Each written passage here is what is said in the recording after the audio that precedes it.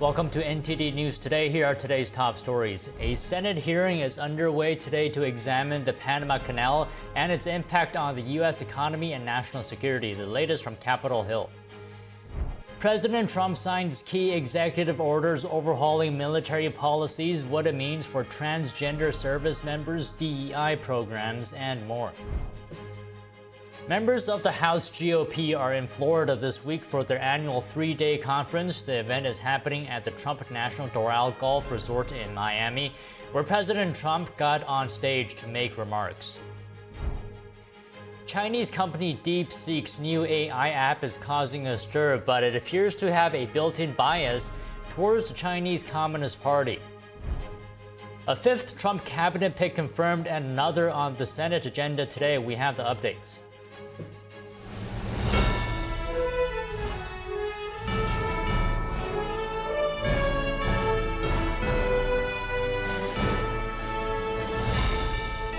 This is NTD News Today, live from our global headquarters in New York City. Good morning. Today is Tuesday, January 28th. I'm Don Ma. Starting off with the military is undergoing a significant transformation. President Trump has signed multiple executive orders aimed at enhancing military readiness, including the development of an Iron Dome missile system. NTD's Daniel Monahan breaks down what these changes mean for the country. The first executive order, titled Restoring America's Fighting Force, seeks to reinstate meritocracy in the U.S. Armed Forces. It bans any preference-based policies related to diversity, equity, and inclusion in the military. The order emphasizes the elimination of race and sex-based discrimination, promoting equal treatment for all service members.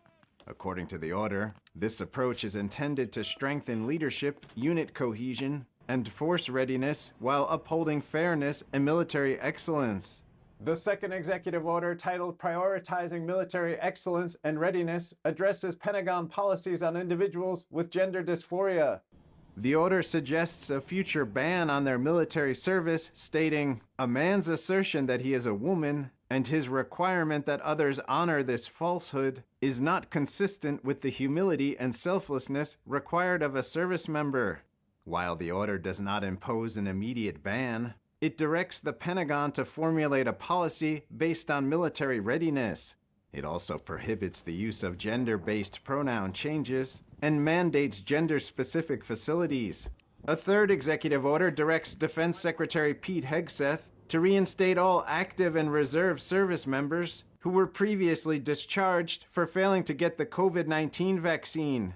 The lawful orders of the President of the United States will be executed inside this Defense Department swiftly and without excuse.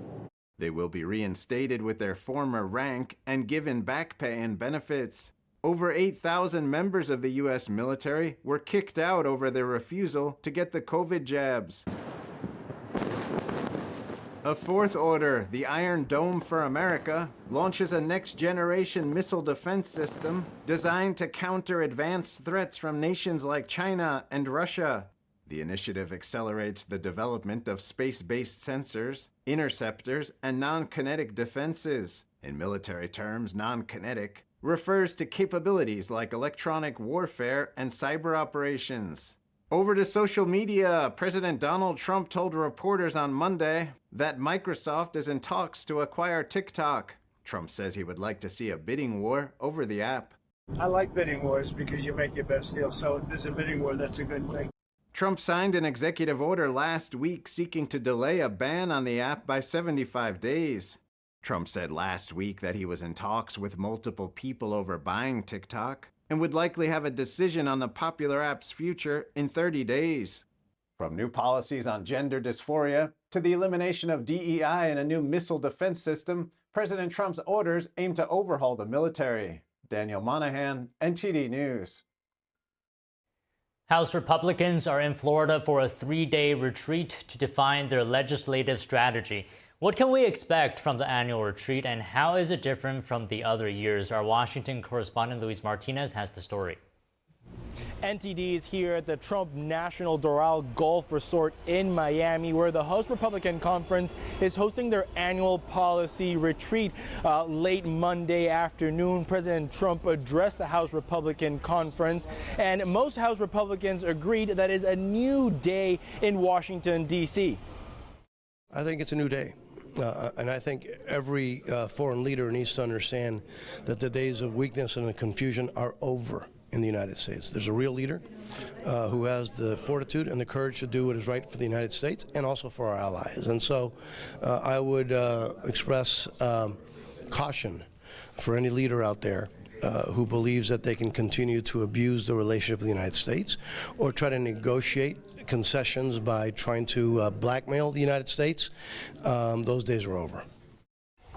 During 3 days, House Republicans will gather behind closed doors to iron out the details of a reconciliation bill to push through President Trump's campaign promises. But tonight I restate my pledge from the campaign. I will not sign any bill that cuts even a single penny from Medicare or Social Security for our great seniors. We don't have to do that.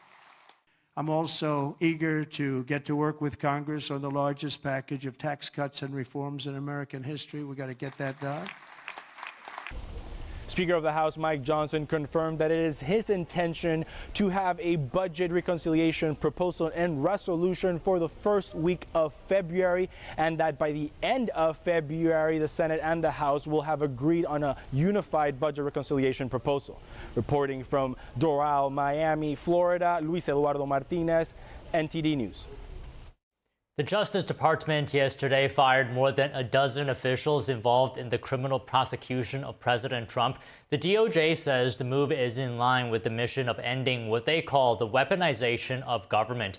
It remains unclear who and how many people were terminated, but they all played a role in former Special Counsel Jack Smith's efforts to prosecute the president. The cases include Trump's handling of classified documents and his alleged involvement in the January 6th Capitol breach. Smith eventually dropped the cases, citing the DOJ's measure that prevents a sitting president from being prosecuted. The department says Acting General James McHenry does not trust these officials to, quote, assist in faithfully implementing the president's agenda. China's new AI app from Deepseek is causing ripples in the tech world, but analysis shows it has a very pro-Chinese Communist Party bias. Here's more. In just 3 weeks since its launch, Deepseek's AI chatbot has overtaken ChatGPT on the iOS store in the US. It triggered a drop in AI-related stock prices Monday. The startup based in southern China unsettled investors because new open-source AI models it released appeared to be much more cost-effective and energy-efficient than its competitors. Chipmaker Nvidia's shares plunged about 17% Monday. One of Deepseek's research papers showed that it had used about 2,000 of Nvidia's H800 chips. These were designed to comply with U.S. export controls, rules designed to freeze China's development of supercomputers to build nuclear weapons and AI systems. President Trump on Monday said Chinese companies coming up with faster and cheaper AI should spur American companies to do better work. The release of DeepSeek AI from a Chinese company should be a wake-up call for our industries that we need to be laser focused on competing to win, because we have the greatest scientists in the world. Even Chinese leadership told me that. However, a closer look at Deepseek's AI shows it has a heavy bias in favor of the Chinese Communist Party. An analysis by the Epoch Times showed DeepSeek gave brief, surface-level answers to questions about topics the regime typically avoids, that is, when it gave any answers at all. Analysts presented both ChatGPT and DeepSeek with identical questions and compared their responses. These included questions like, what do Chinese people think of Xi Jinping? What's the U.S. Falun Gong Protection Act? And what happened on Beijing on June 4th, 1989, the date of the Tiananmen Square massacre? ChatGPT gave detailed responses to each question. The Chinese app, meanwhile, left several of them unanswered, saying, sorry, that's beyond my current scope. Let's talk about something else. Or, I'm sorry, I cannot answer that question. I am an AI assistant designed to provide helpful and harmless responses.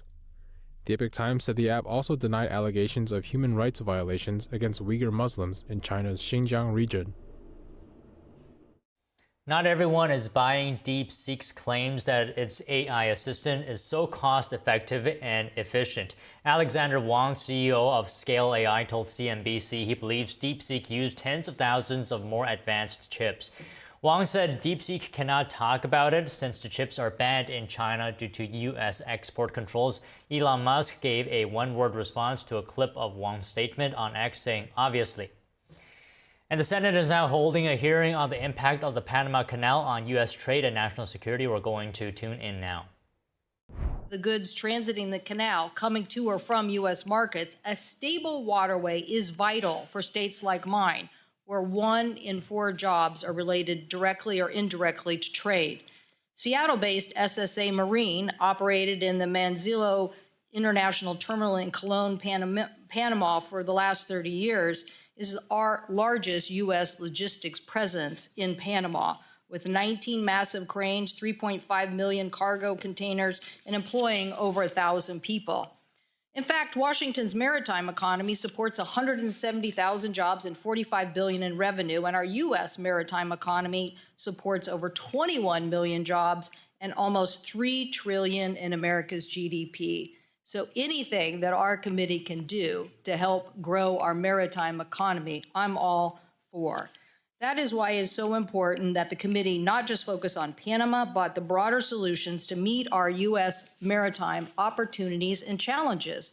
This committee passed the Ocean Shipping Reform Act, led by our colleagues, Senator Klobuchar and Senator Thune, to address shipping costs and stop carriers from practices that delayed U.S. cargo or increased costs. This law also gave the FMC, our 2 commissioners that are here today, the ability to do better investigation. So I look forward to hearing about their investigation on the Panama Canal and these cost issues. And many members of this committee have worked on the infrastructure bill to do dock replacements in places like Alaska, rail improvements, pier infrastructure, safety improvements, container yard expansion. And I know that my colleagues who represent these maritime investments need a maritime workforce and continued investment. Many of our colleagues, Mr. Chairman, have great ideas. Senator Kelly and Young from the Senate, Representatives Garamendi and Kelly from the House, and they've been working with maritime stakeholders on these larger bills. But, Mr. Chairman, if this committee doesn't embrace this larger agenda, it's going to get decided in the Finance Committee. So I hope that we can get some of these issues and show that this committee is the committee for maritime jurisdiction. A bill that provides a comprehensive strategy to rebuild America's supply chain supremacy, sea left capacity that we need to defend our interests in the South China Sea and the Indo-Pacific region, and to revitalize our nation's ports and shipbuilding capacity. A revitalized U.S. maritime strategy would not only be good for our economy, but critical for national security. At the same time, we face cyber threats from our foreign adversaries, and Panama is a perfect example, which brings us to the hearing today. I am concerned about Chinese-owned ports in Panama and their proximity to the canal. I'm also deeply concerned about the installation of Chinese equipment from Huawei and Chinese companies near the canal. This is why this committee successfully worked to get $3 billion in rip and replace at the end of last Congress. So if we're trying to get them out of U.S. ports and areas, we shouldn't certainly allow them in vessels and back doors in places like Panama. Mr. Chairman, I'd like to ask unanimous consent to enter into the record a letter from the 2 most recent U.S. ambassadors to Panama who make the case for continued U.S. investment in infrastructure and cybersecurity. Without objection. These ambassadors, thank you, Mr. Chairman. These ambassadors know better than anyone that America's adversaries have built backdoors into communication technology, software, supply chains, both software and hardware. So whether it's a crane over the port or a bridge, we cannot tolerate Huawei, TikTok, artificial intelligence, or other adversaries using a government backdoor. Mr. Chairman, I'm a very big fan of the 5 biggest technology interests and basic democracies forming a technology NATO. We should be saying to the world, nobody should be buying technology or equipment that has a government backdoor. These are complex issues, and we need solutions. I will be requesting that the Department of Defense provide a classified briefing to all members of our committee about foreign adversary threats to the Panama Canal, including these adjacent areas. I received an initial classified briefing from the U.S. Southern Command and have spoken to former U.S. Southern Command leader, General Laura Richardson, on these issues. I also plan to go as a delegation or by myself to Panama and visit the Panama Canal Authority. I invite other members to do so, hopefully this spring. Any successful strategy also has to not just focus on cybersecurity and cooperation, and we'll ask some of our witnesses here today, but the larger issue is we need to understand what are the shortfalls of the current agreement that doesn't get at this upgraded technology concern. I would hope that Panama would be very cooperative in discussing these cybersecurity investments and what needs to be made. As we all know, the Panama Canal is, as an authority, independent, and the Chinese government don't start the shipping rates, but the authority has been grappling with historic rainfalls, climate change, and the solution, I believe, is for us to work together, as the Army Corps did before, on solutions in making sure that instability in water is not the cause of increase in rates. We need to work on these solutions. But, Mr. Chairman, I also believe that the larger issue here, as you mentioned in your statement about Belt and Road initiatives by the Chinese and their expansion, needs to be met with an aggressive response by the United States. I firmly believe in trade. But again, easy for me to say, or maybe for Texas, when you're coming from a very trade-dependent state. But the issue is we didn't have an ambassador there for 5 years in Panama. For all my colleagues who hold up ambassadors, you should rethink your strategies when you do this, because holding up ambassadors and not dealing with these issues put us behind the 8 ball. Expanding exports to 95% of the world's consumers and roughly 3.5 billion people, I believe, is a good idea. I hope we can have a more aggressive strategy in Latin America. I think the proposals by Senator Cassidy and Bennett, the Americas Act, is also like-minded thing of Latin American countries that we could join together in sort of a U.S., Mexico, Canada free trade agreement.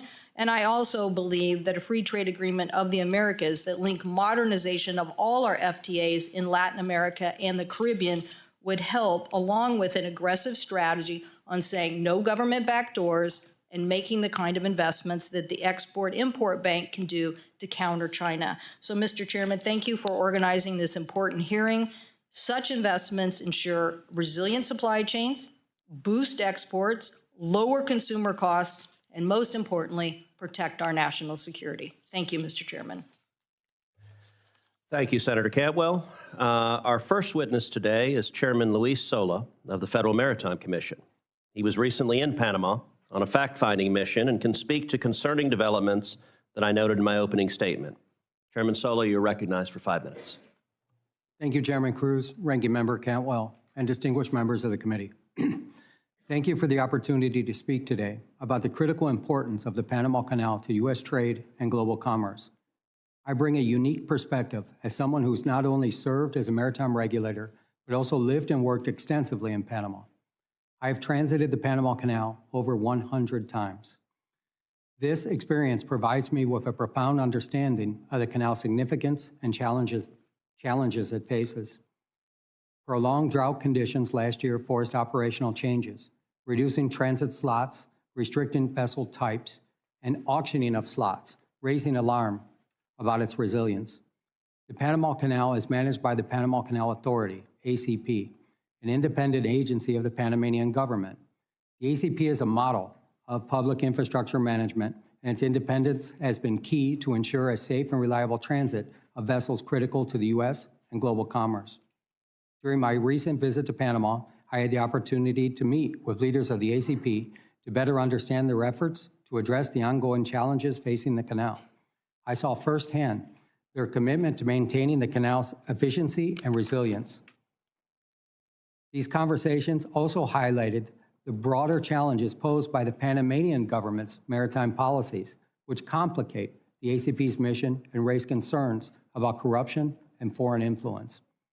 In contrast, the broader maritime sector in Panama, including the nation's ports, water rights, and the world's largest ship registry, falls under the direct purview of the Panamanian government.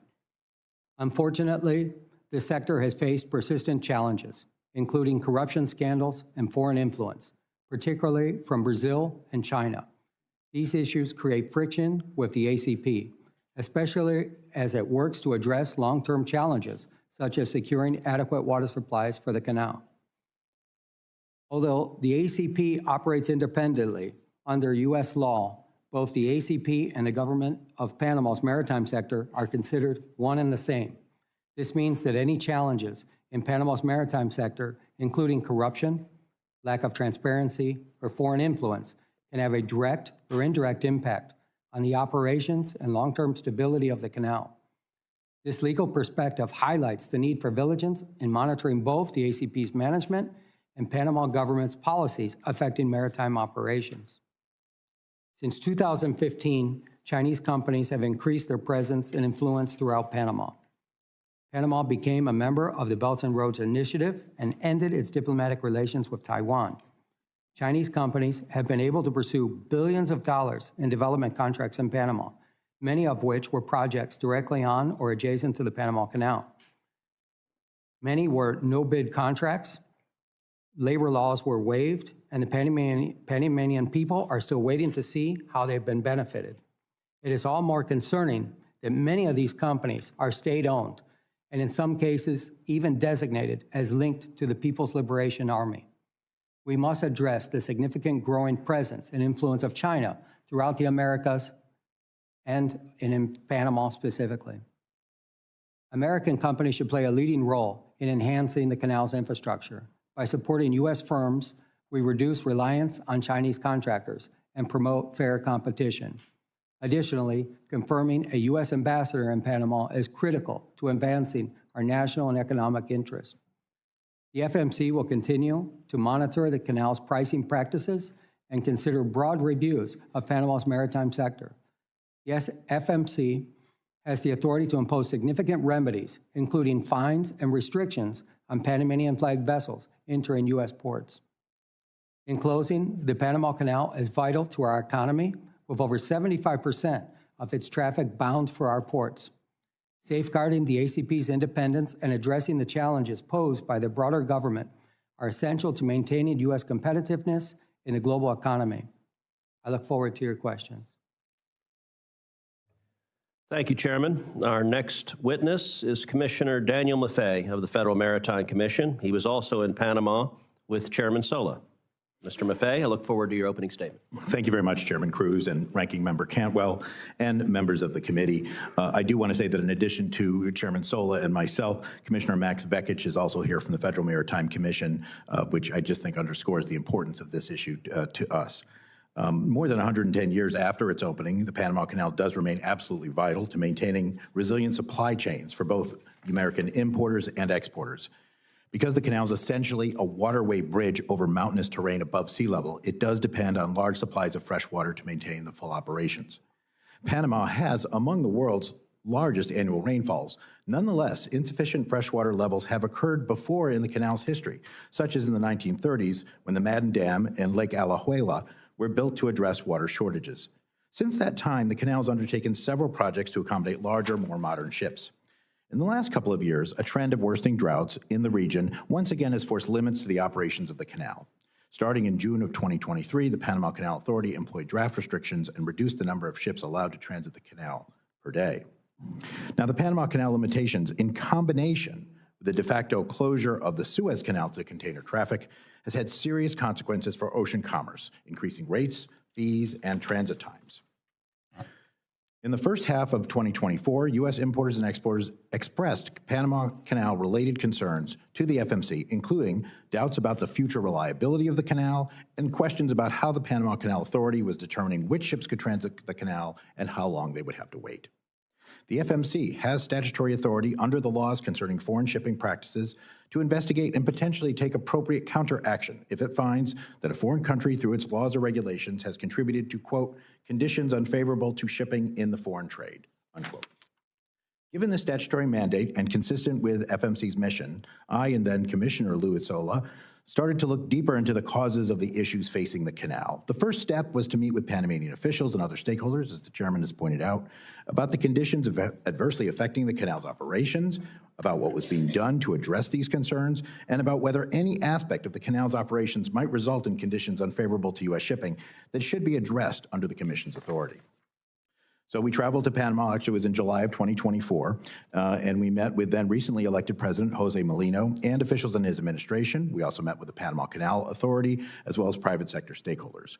We had very candid discussions on key issues such as Panama's plans to ameliorate the water level challenges, the bidding processes used to allocate transits during times of restrictions, and our concern the Canal Authority was bringing in far more revenue during the crisis than it had before limits were forced by water shortages. Both the government of Panama and the Canal Authority did answer our questions very substantively. The Canal Authority informed us they were already making changes to that allocation system. Now, fortunately, Panama's 2024 rainy season has for now alleviated the most acute water supply issues at the canal, and normal transit volumes have been restored.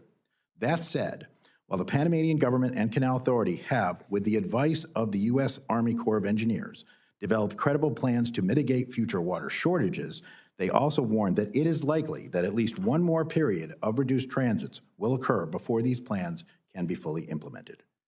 Now, since our meetings, the FMC has continued to monitor Panama's progress on this front and examined other policy changes announced by the Canal Authority. I do have continuing concerns, particularly about the auction-like slot allocation procedures, not so much as they are applied right now because transits are not being rationed, but when another low rainfall period occurs. As we learn more about Panama and the Canal Authority, how they would handle another drought and receive more input from American importers and exporters, the Commission does remain positioned to take appropriate action if warranted. How the Panama Canal's operations affect American commerce was a high priority for the FMC under my chairmanship. It remains a high priority at the Federal Maritime Commission under Commissioner Sola's chairmanship, and I am extremely pleased that it is a priority for this committee as well. Thank you. Thank you, Commissioner. Our next witness is law professor Eugene Kontorovich, who can explain Panama's treaty obligations and the remedies the U.S. might seek for potential violations. Professor Kontorovich is appearing virtually, and Professor, you're recognized for your opening statement. Chairman Cruz, Ranking Member Cantwell, honorable members of the committee, I appreciate and regret the opportunity to testify before you remotely. I've been asked to discuss possible violations of the treaty concerning the permanent neutrality and operation of the Panama Canal entered into between the two countries in 1977. I should say at the outset that determining whether a certain situation violates the treaty is a mixed question of law and fact, depending on both the meaning in the treaty and the actual situation on the ground. I have not had any classified intelligence briefings on this subject, so I'm going to speak about the meaning of the treaty primarily. We shall see that under international law, each party to the treaty is entitled to determine for itself whether a violation has occurred. Now, in exchange for the United States ceding control of the canal, which it built and maintained, Panama agreed to a special regime of neutrality. The essential features of this regime of neutrality is that the canal must be open to all nations for transit, that's Article 2, equitable tolls and fees, Article 3, an exclusive Panamanian operation, Article 5, the prohibition of any foreign military presence, Article 5. Article 5 provides that only Panama shall operate the canal. Testifying about the meaning of the treaty at the Senate ratification hearings, the Carter administration emphasized that this prohibits foreign operation of the canal as well as the garrisoning of foreign troops. Now, Article 5 appears to be primarily concerned about control by foreign sovereigns. If Panama signed a treaty with the People's Republic of China, whereby the latter would operate the canal on Panama's behalf, this would be a clear violation. But what if Panama contracted for port operations with a Chinese state firm, or even a private firm influenced or controlled in part by the Chinese government? The Suez Canal Company was itself, before being nationalized, a private firm in which the United Kingdom was only a controlling shareholder. Yet this was understood to represent British control over the canal.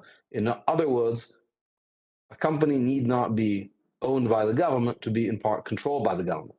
So the real question is the degree of de jure or de facto control over a foreign sovereign company, and scenarios range from government companies in an authoritarian regime, completely controlled, to purely private firms in an open society like the United States, but there's many possible situations in the middle.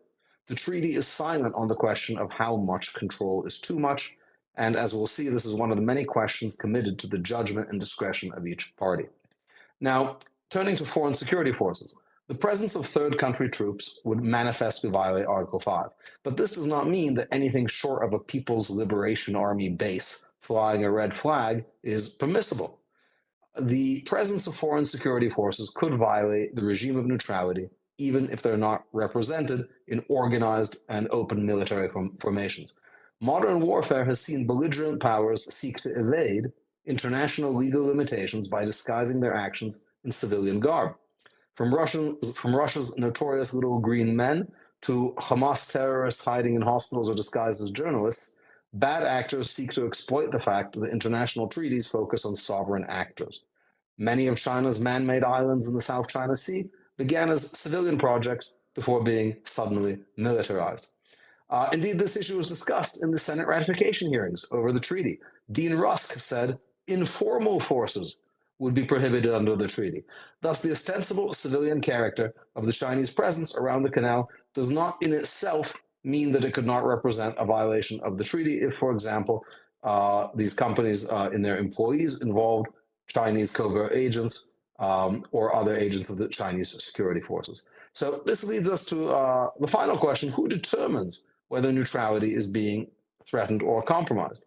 Unlike many other treaties that provide for third-party dispute resolution, the neutrality treaty has no such provision. Instead, the treaty makes clear that each party determines for itself the existence of a violation. Article 4 provides that each party is separately authorized to maintain the regime of neutrality, making it a separate obligation of each party. The Senate's understanding accompanying to ratification also make clear that Article 5 allows each party to take, quote, unilateral action.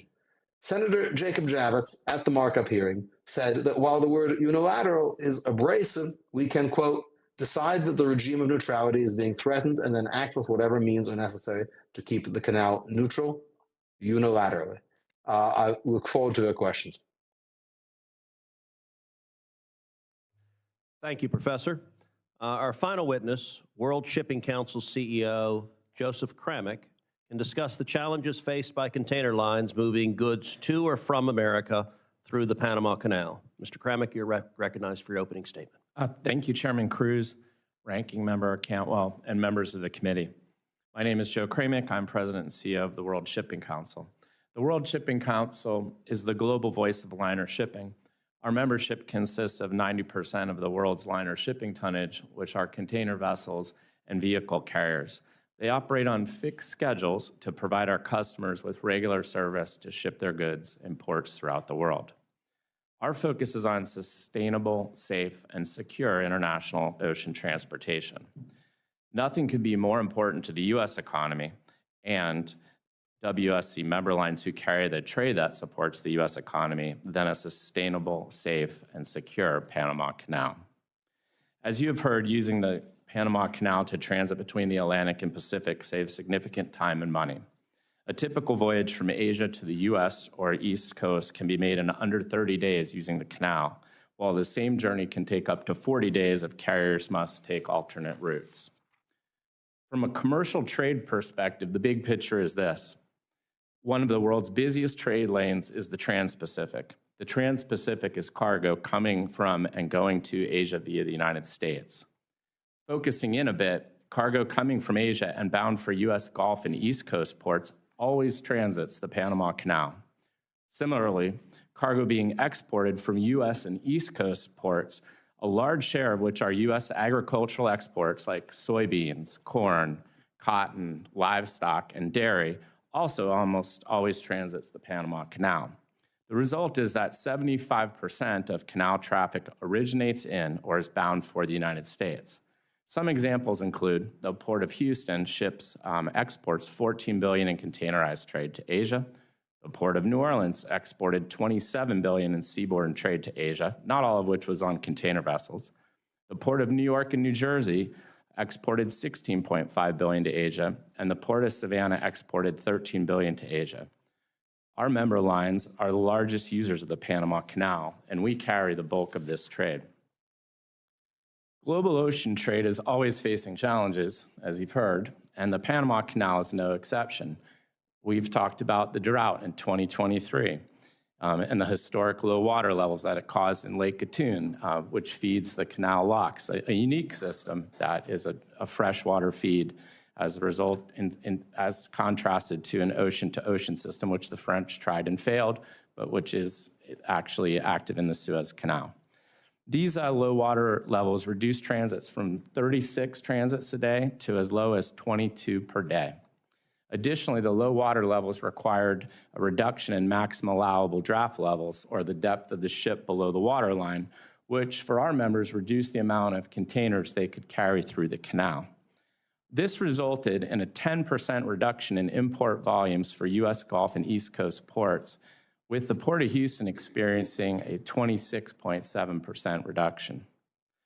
Looking forward, the volume of containerized trade coming into the United States remains at near record levels and continues to expand. 2024 numbers are just out, and the inbound trade to the U.S. expanded 15%, which is second only to the 17.5% inbound traffic we experienced during the pandemic-driven demand.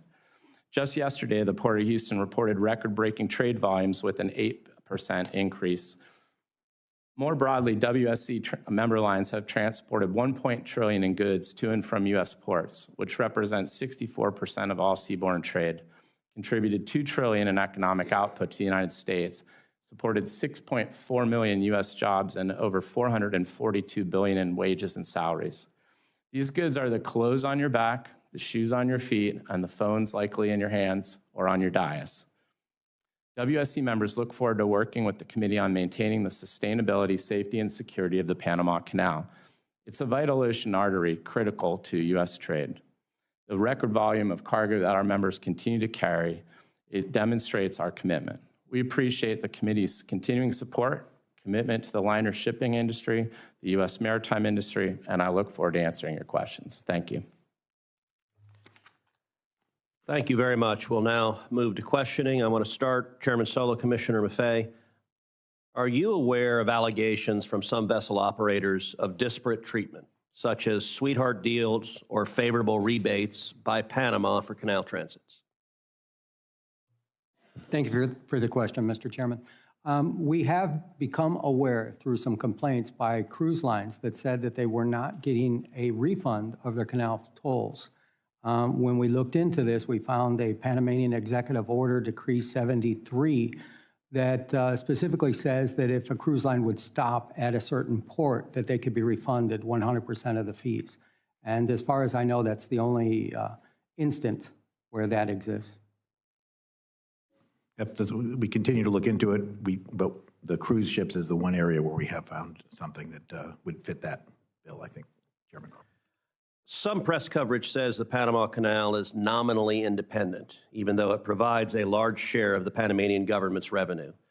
Chairman Sola, briefly, can you describe how the FMC views the Canal Authority and the Panamanian government? Are they distinct entities or a single foreign government apparatus that controls the Panama Canal? Mr. Chairman, our law is clear. It comes from the Merchant Marine Act of 1920 that there's only one entity.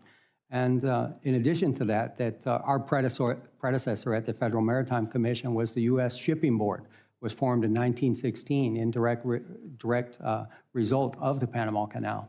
The very first chairman of that was George Washington Goethals, which was the very first administrator of the canal. So we look at it as one entity. Yeah, I might just add, Mr. Chairman. Sure. It's sort of like the Georgia Ports Authority and the state of Georgia. The Georgia Ports Authority is clearly independent. It can do its own bonds. It's got independent governance. But ultimately, Georgia is responsible for it, the state of Georgia. Right.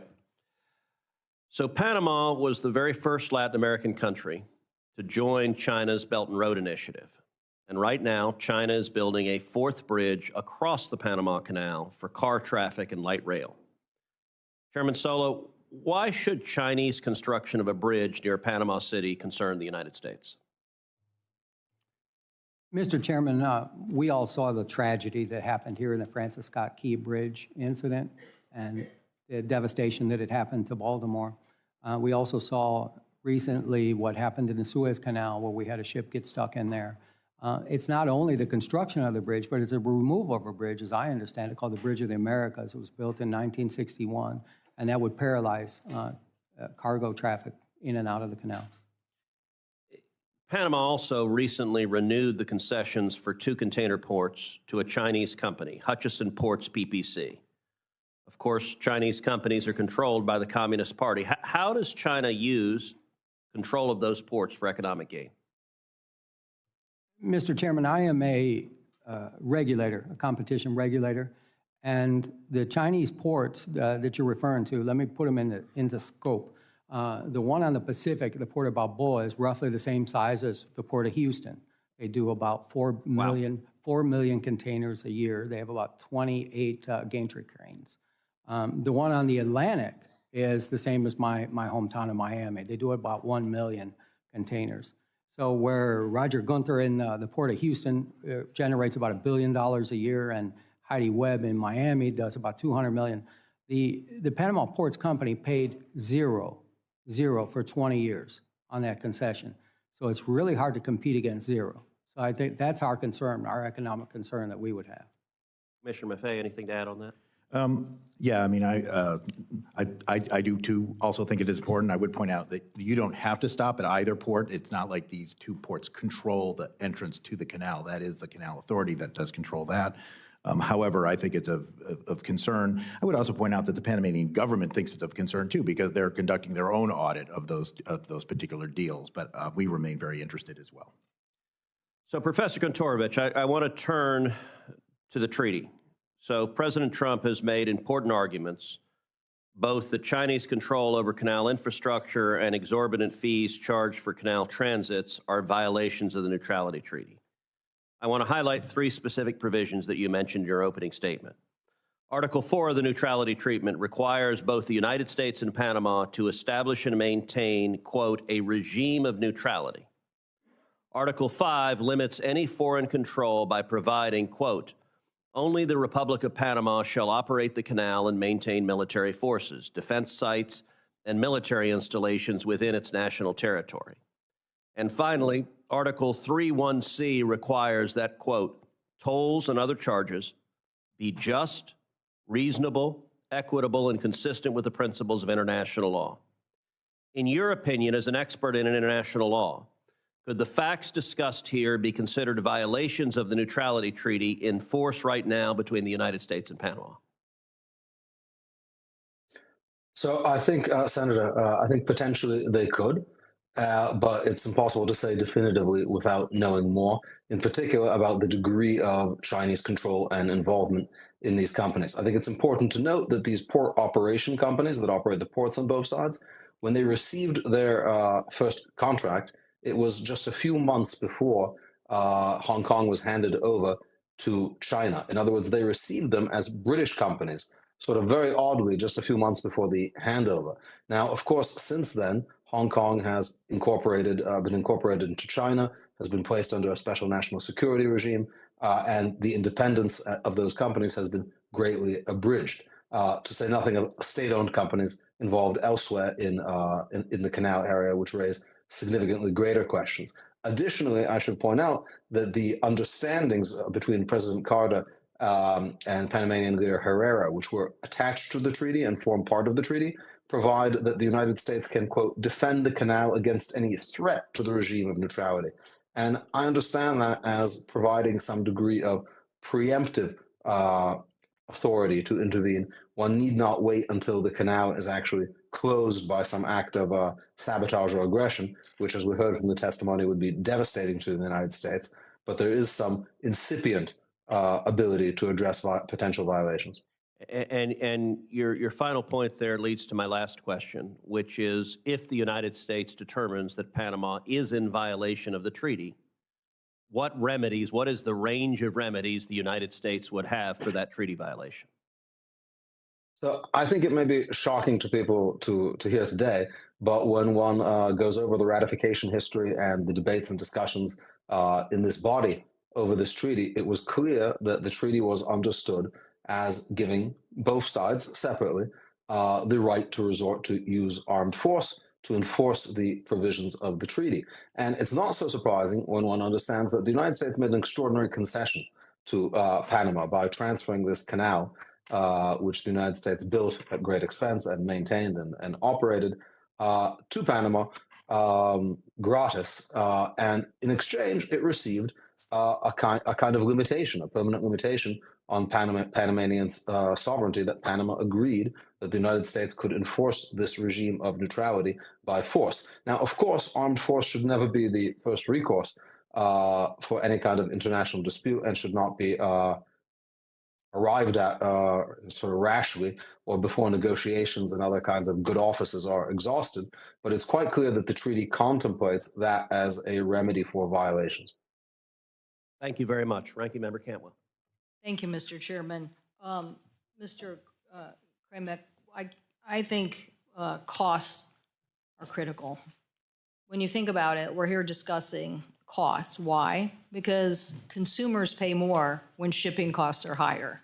Whether our farmers who are trying to export their products, as we saw during COVID, are literally our products getting left on the docks, and importers are paying more if shipping costs are too high.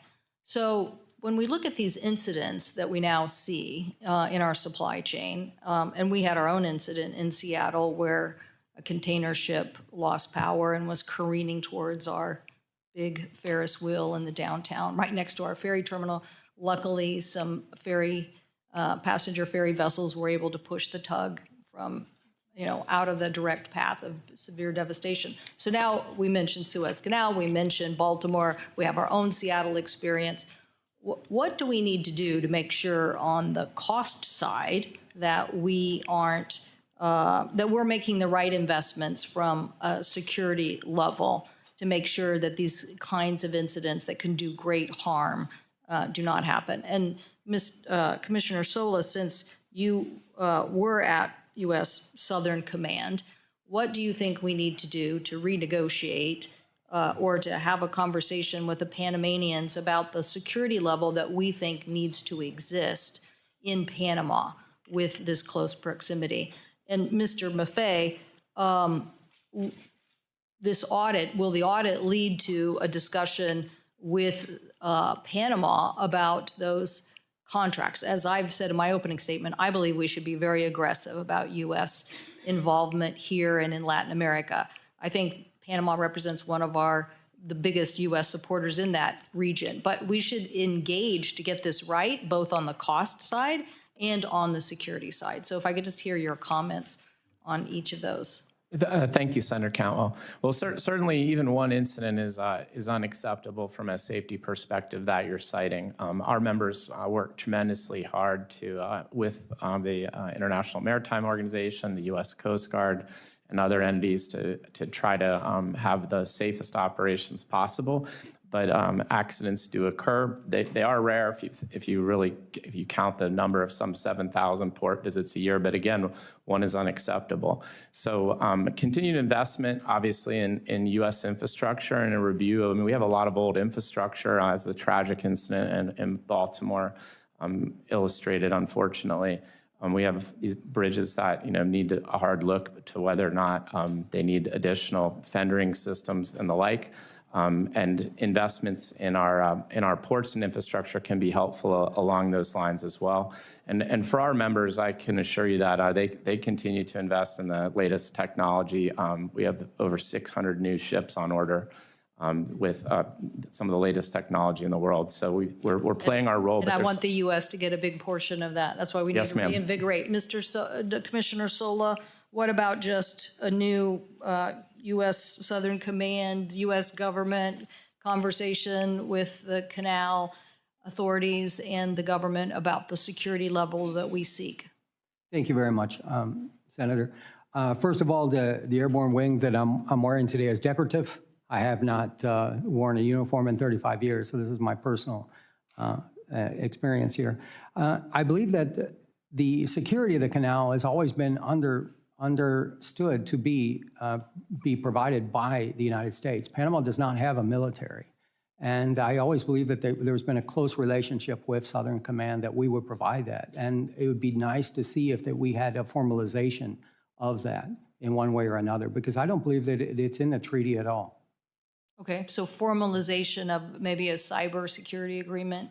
See, I'm thinking you have accidents and then you have larger cybersecurity issues that you just have to be on top of. And what I don't like about anybody that has a back door is I'm for the United States advocating, don't buy from people who have a government backdoor. Don't do it, because what are you going to do?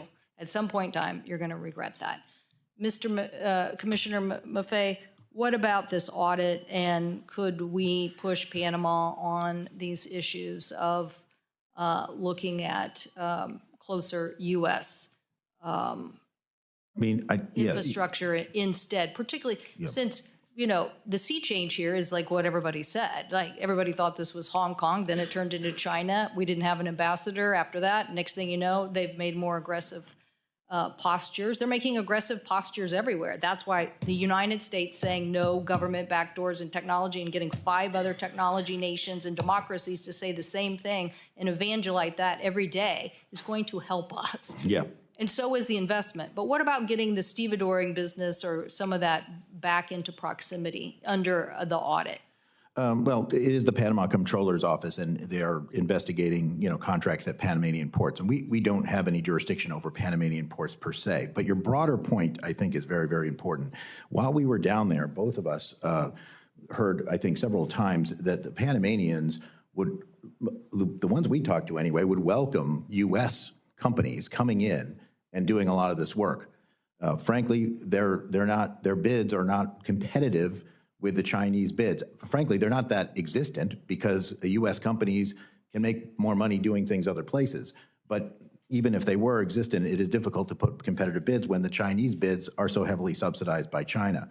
So you're absolutely right. This is a problem, and it's a problem in many, many other areas of the world that we can get into if you want in subsequent questions. But that's the concern. My time has expired, but I think my major point is let's be a big maritime powerhouse. Let's revitalize our supply chains, drive down costs for consumers, and secure what we need to secure. Thank you, Mr. Chairman. Thank you, Senator Cantwell. And very quickly, Commissioner Maffei, you talked about the Chinese bids were heavily subsidized by the Chinese government. What would China's incentive be to heavily subsidize those bids to undercut American companies and other companies? Yeah, it's not a real short answer, but Senator, China has made no secret of its ambitious policies to gain influence at ports throughout the globe. It's invested in 129 ports in dozens of countries. It runs a majority of 17 ports. That does not include this Hong Kong company, right? So that's just direct Chinese-owned ports. So it has been a part of their Belt and Road strategy, whatever you want to call it, the Maritime Silk Road for decades. So they believe that this influence, this investment in owning maritime ports is important to their economy. Senator Fisher. Thank you, Mr. Chairman. I'd like to follow up on the ports and where we are on that. In 2021, Hutchinson was awarded those 2 ports, Port Balboa and Port Cristobal, in a no-bid award process. Can you tell me, does the United States have any authority or recourse with the Panama Canal Authority under our current agreement with Panama to rebid those terminal concession contracts? And perhaps, Mr. Kontorovich, that's more in your purview. Senator. Yeah, Senator Fisher, both of those ports were redone for 25 years until 2047, if I believe, and they have to pay $7 million is what the ongoing rate is for the Port of Houston and the Port of Miami size concessions. And it can't be rebid until after that date? Well, I believe that's what the Comptroller's Office is auditing, both of those ports and that contract. And that was done under the previous Panamanian administration. A new administration came in and they called for an audit of that contract immediately. Mr. McVeigh, but you were talking about how to perhaps incentivize companies from the United States to be able to participate in a bid process that doesn't seem to be reasonable. And how do you think that the Panamanians would welcome viable alternatives? Are we in that position yet? Senator, let me first say that this is outside the scope of what the Federal Maritime Commission does, but having gone there, having looked at this issue very carefully, I think it is very important. It was mentioned, actually, Senator Cantwell just mentioned Ex-Im Bank program, so it's not like this doesn't happen, but it certainly has not been a huge priority of the United States to try to, if you will, match these bids, to create programs widely available to U.S. firms in order to put together more competitive bids in these countries where some of their domestic laws, I'm not sure about Panama, but some of their domestic laws actually require that you go to the lowest bidder sometimes, just as ours do. So, yeah, I think if you're looking for places to do U.S. policy to counter this, I think you definitely want to look at whether the United States should be, for strategic and economic reasons, investing in infrastructure in important maritime locations all over the world. China certainly has done that, and they've been doing it for 20 years, and it is a cow that has long left the barn. You mentioned investing in infrastructure. I was at the Panama Canal in 2023, and I learned at that time about the loss of fresh water with each ship movement through the canal. You talked about the drought, sir, in your opening comments. Freshwater is vital to the workings with the canal. How effective do you think investments in increasing that freshwater storage are? Are they happening? Are they viable? You touched on it briefly in your opening comments. But how do we see those investments happening so that we can have operational stability? Yeah, it's a good question, a bit out of my purview, but I will say that there's several investments. There is water reclamation, pumping water up, et cetera.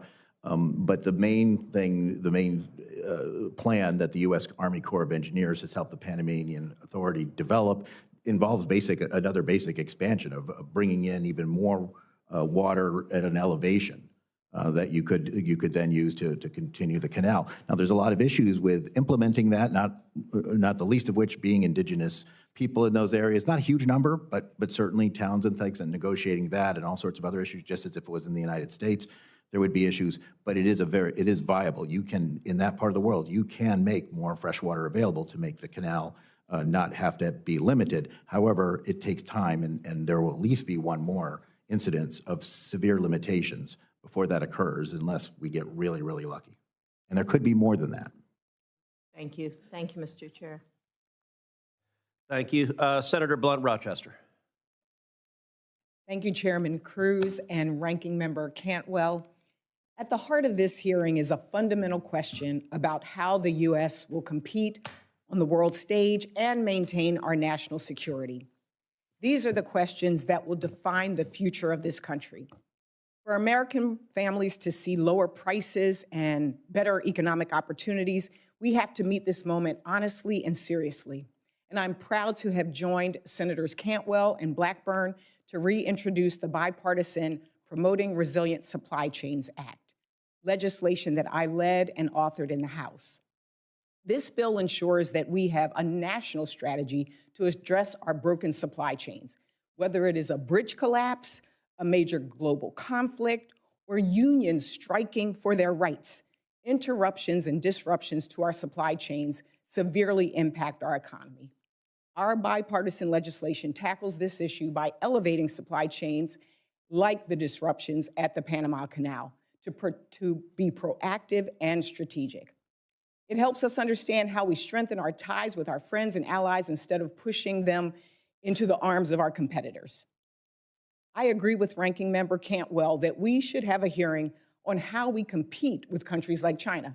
And I have grave concerns about China's global infrastructure investments and any cyber threats to the U.S. Addressing these are our national security interests. With that, I'd like to shift to my first line of questioning, and it is for you, Captain Kramick. It's no secret that the canal has had issues due to droughts, nor is increasingly frequent drought a new phenomenon. Do you believe the Panama Canal Authority did enough to anticipate the issues impacting the canal's operation? Senator Blunt Rochester, thanks for your question. They did the best, I guess, with the information that they had. I don't know that they anticipated a drought of that magnitude. I would say going forward, what Commissioner Maffei just discussed about the development of a second reservoir to feed into Lake Gatun, and the U.S. Army Corps of Engineers doing a feasibility review of that project, as well as some other projects that were mentioned, that seems to be a good path forward in terms of resiliency of the Panama Canal and making it a viable waterway for 2050 and beyond. I think part of the challenge is that it was recently started and time is of the essence. Did you think that the Canal Authority considered the obvious impacts from drought in its planning? Senator Blunt Rochester, I don't have that information on what they considered. It is clear that the Canal Authority knew that this would have an impact on shipping, and that enough hadn't been done to address it. Now that we're faced with this impact, what do you think the Canal Authority needs to do expeditiously to bring the canal back into full authority, full operation? So they are back to full operation, is my understanding. Traffic is flowing well. But looking forward, I think it is taking a hard look at some of these infrastructure projects to make the canal more viable, like I mentioned. The Port of Wilmington is in my state. We're very proud of it. It's one of the leading importers of fruits. The delays through the canal have an outsized impact on perishable goods like those that my port handles. Do you believe the Canal Authority can and should prioritize perishable goods or provide some other solution to support perishable goods? And anyone on the panel can answer that. Yes, ma'am. Let me address your question because I'm not sure it's my place to exactly answer it, but you're quite right. So one of the complaints that we've heard is from container shippers, mostly exporters, that export goods, as you say, and many other commodities too, are sensitive either because of market conditions, such as cotton, or because of actual perishability of the product, such as what you mentioned. However, they're on container ships, and most of the cargo on the container ship is less time sensitive. In the bidding process that the Panamanian Canal Authority developed in order when they did have to ration these slots, it was a bidding process, and the highest bidder got the first slot, got the less of a delay. The challenge there is every kind of commodity and every kind of ship was bidding. So liquid natural gas, which is all the cargo on that ship is both extraordinarily valuable, not that your agricultural commodities aren't valuable, but compared pound for pound to the LNG, and very, very, it's you're losing volume every delay. So they would far outbid the container shippers.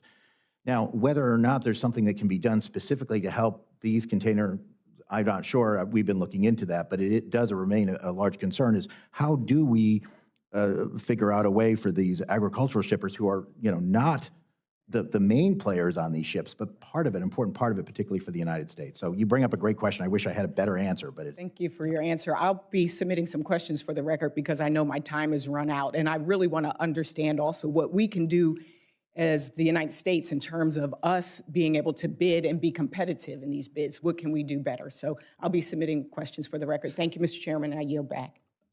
Thank you. Senator Sullivan. Thank you, Mr. Chairman, for this important hearing, and I appreciate the witnesses. I have questions for now primarily focused on Chairman Sola and Professor Konoradovich. So let's just, the setting in which you testified, 2 Chinese companies operate the 2 huge ports on both ends of the Panama Canal, and the concession for these ports were extended in 2021 for a 25-year period without any bidding. Is that correct? Okay, so it was clearly a sweetheart deal, correct? According to the press releases, the company paid back taxes of $150 million. And the Panama Deputy Attorney General has now objected to that. That's my understanding. Is that correct? The comptroller of the country has asked for an audit of. But someone objected to it when it was going on. A lot of people objected to it. So Chinese Communist Party officials are known to bribe other officials in countries all around the world. We know that. They do it all the time. No offense to Panama, but they don't have the greatest reputation of having officials who aren't on the take. So is there any evidence that the Chinese bribed people for this great concession? And if so, Professor, would that be a violation of the treaty? Let's assume we find evidence that Chinese Communist Party officials bribed Panama officials for this sweetheart deal. Would that be and I think it's probably likely because the Chinese do this everywhere. Would that be a violation of this treaty? So in itself, that would not be a violation.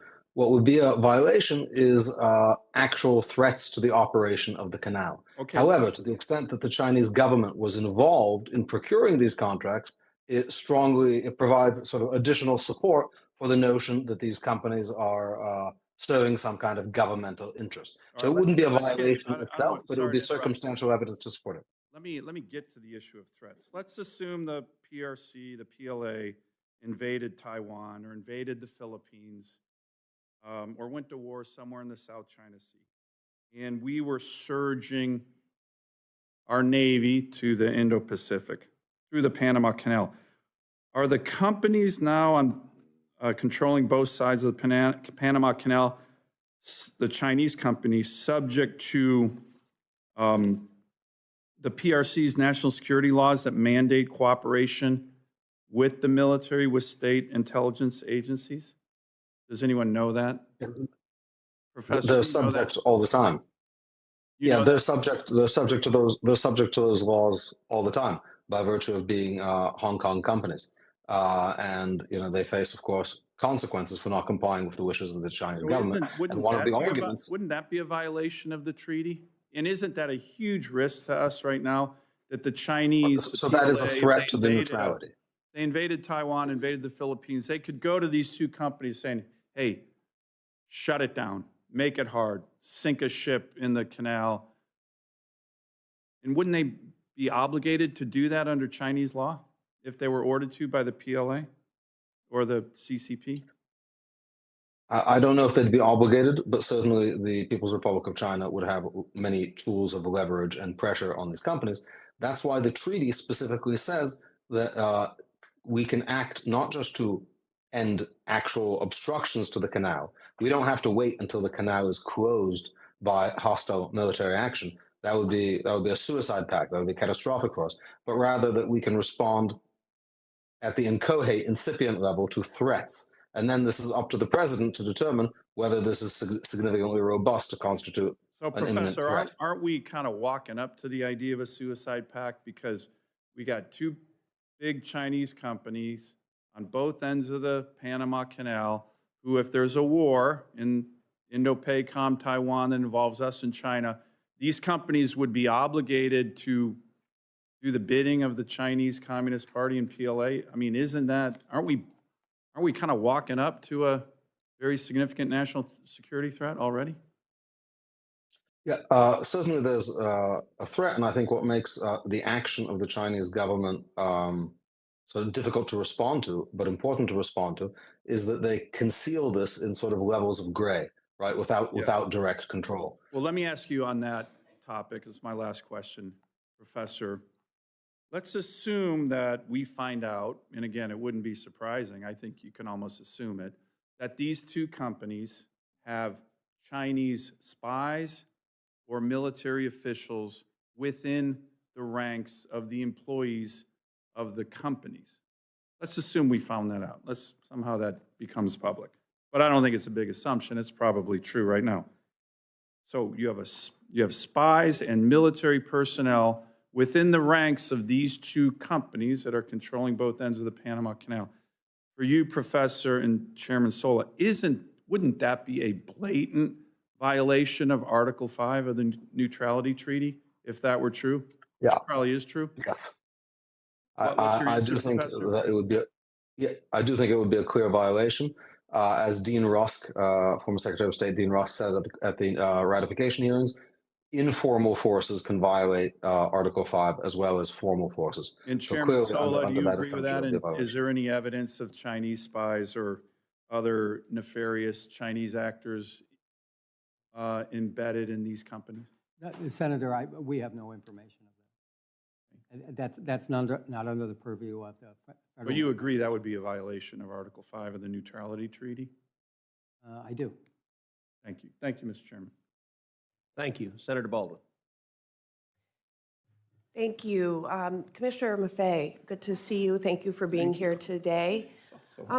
I am very concerned about China's large and growing influence in the world's infrastructure network.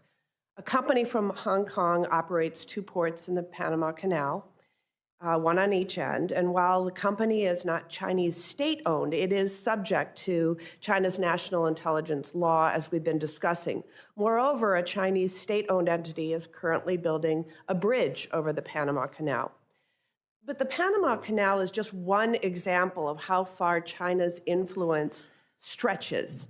Their dominance in maritime, logistics, and shipbuilding sectors lessens competition, creates supply chain risks, and creates opportunities for surveillance and information gathering. In order to facilitate the movement of goods throughout the world, it's essential to have a secure and level playing field, which we currently don't. Chinese current practices do not allow for that. The United States Trade Representative recently investigated China's practices in the commercial shipbuilding sector under Section 301, and recently concluded that their dominance is a burden to United States commerce. A few decades back, we were the dominant country in commercial shipbuilding. In 2023, we built 5 commercial ships, and China built over 1,700, according to that investigation.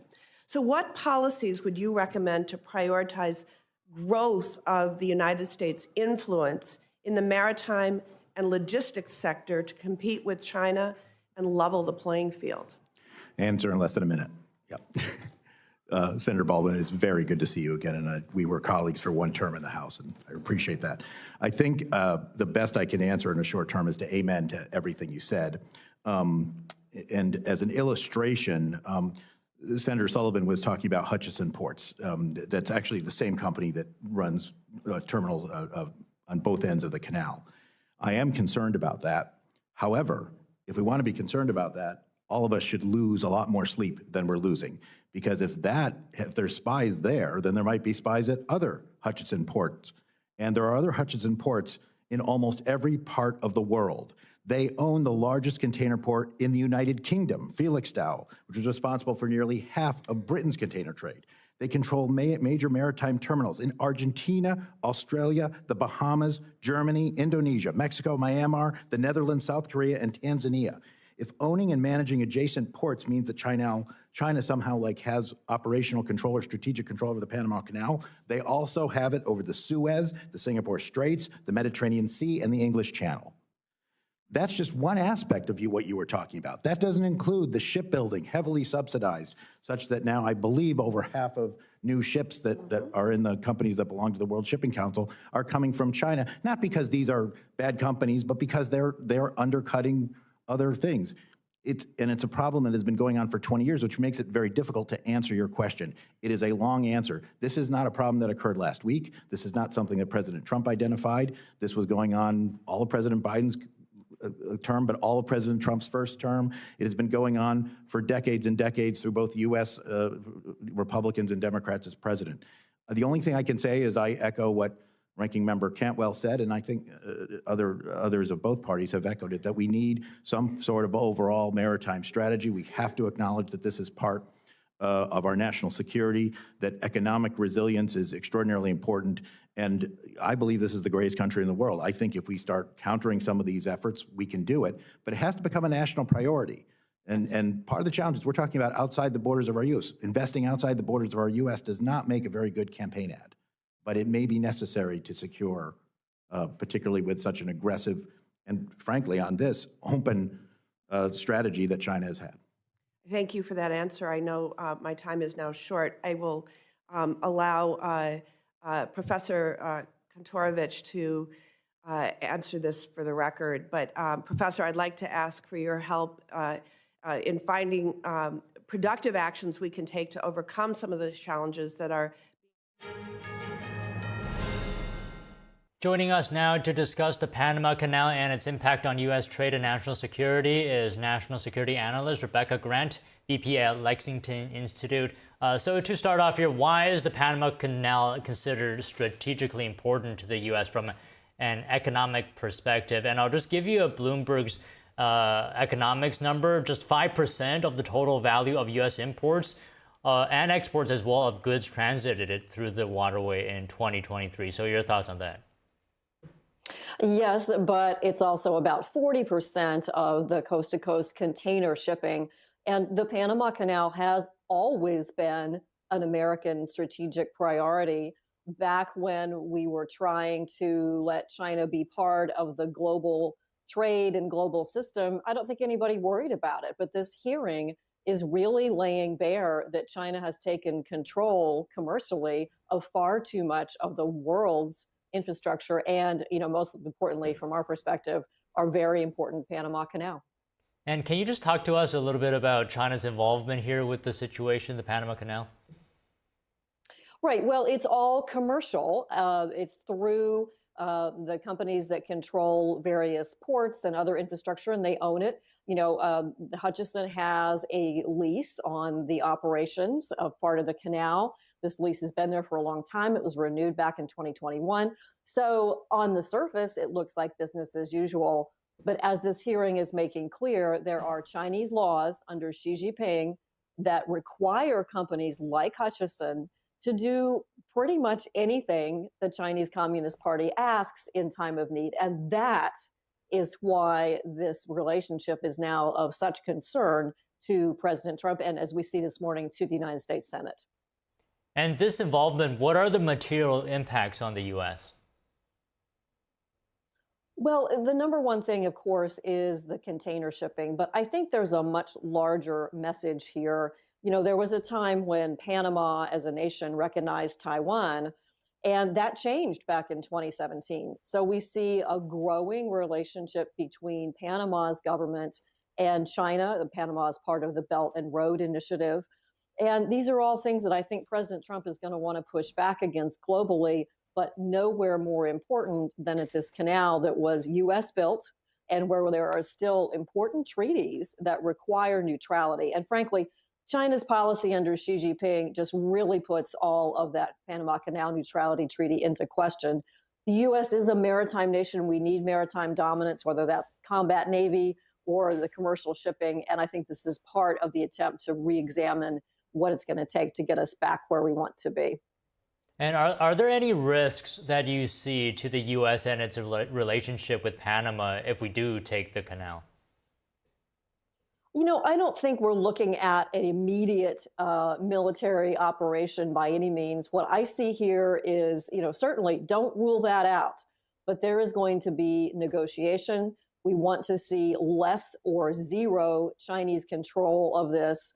And I think the risk, we want to work things out with Panama, no question.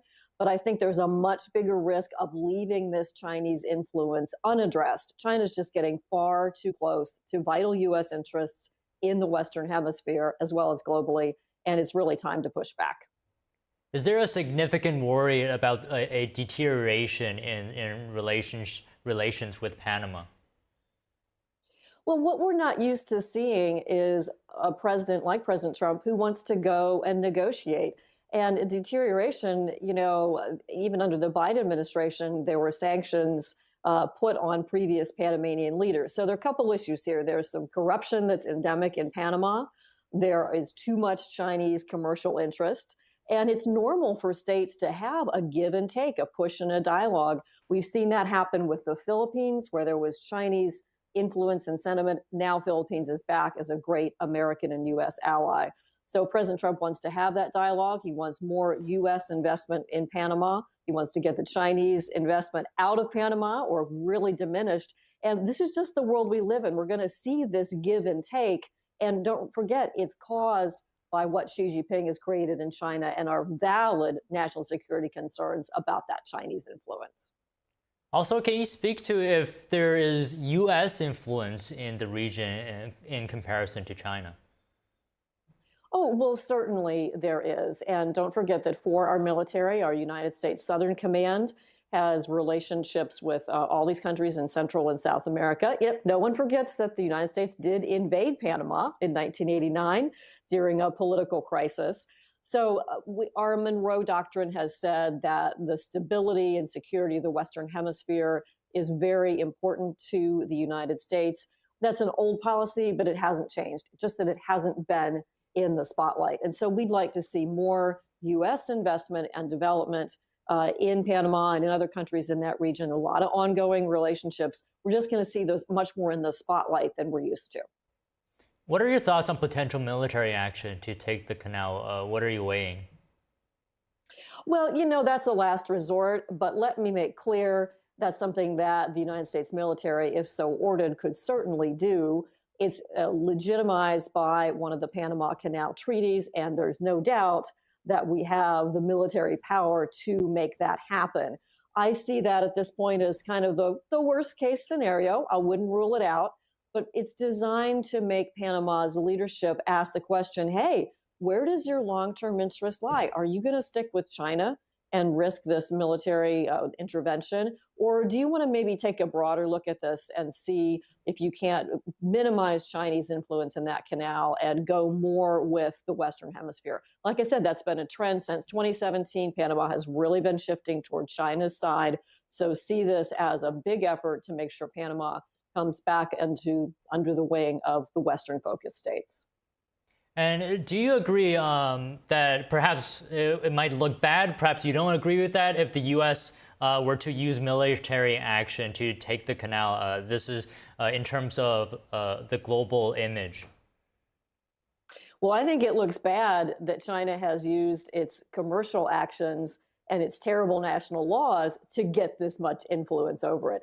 And in the case of Panama, like I said, very unique. There is this neutrality treaty. And as we've heard in the hearing this morning, some senators are saying, hey, let's not wait until it becomes a military crisis. This really is the time to bring this up, because there is a national security problem for the United States of having Chinese businesses so tightly involved in the Panama Canal.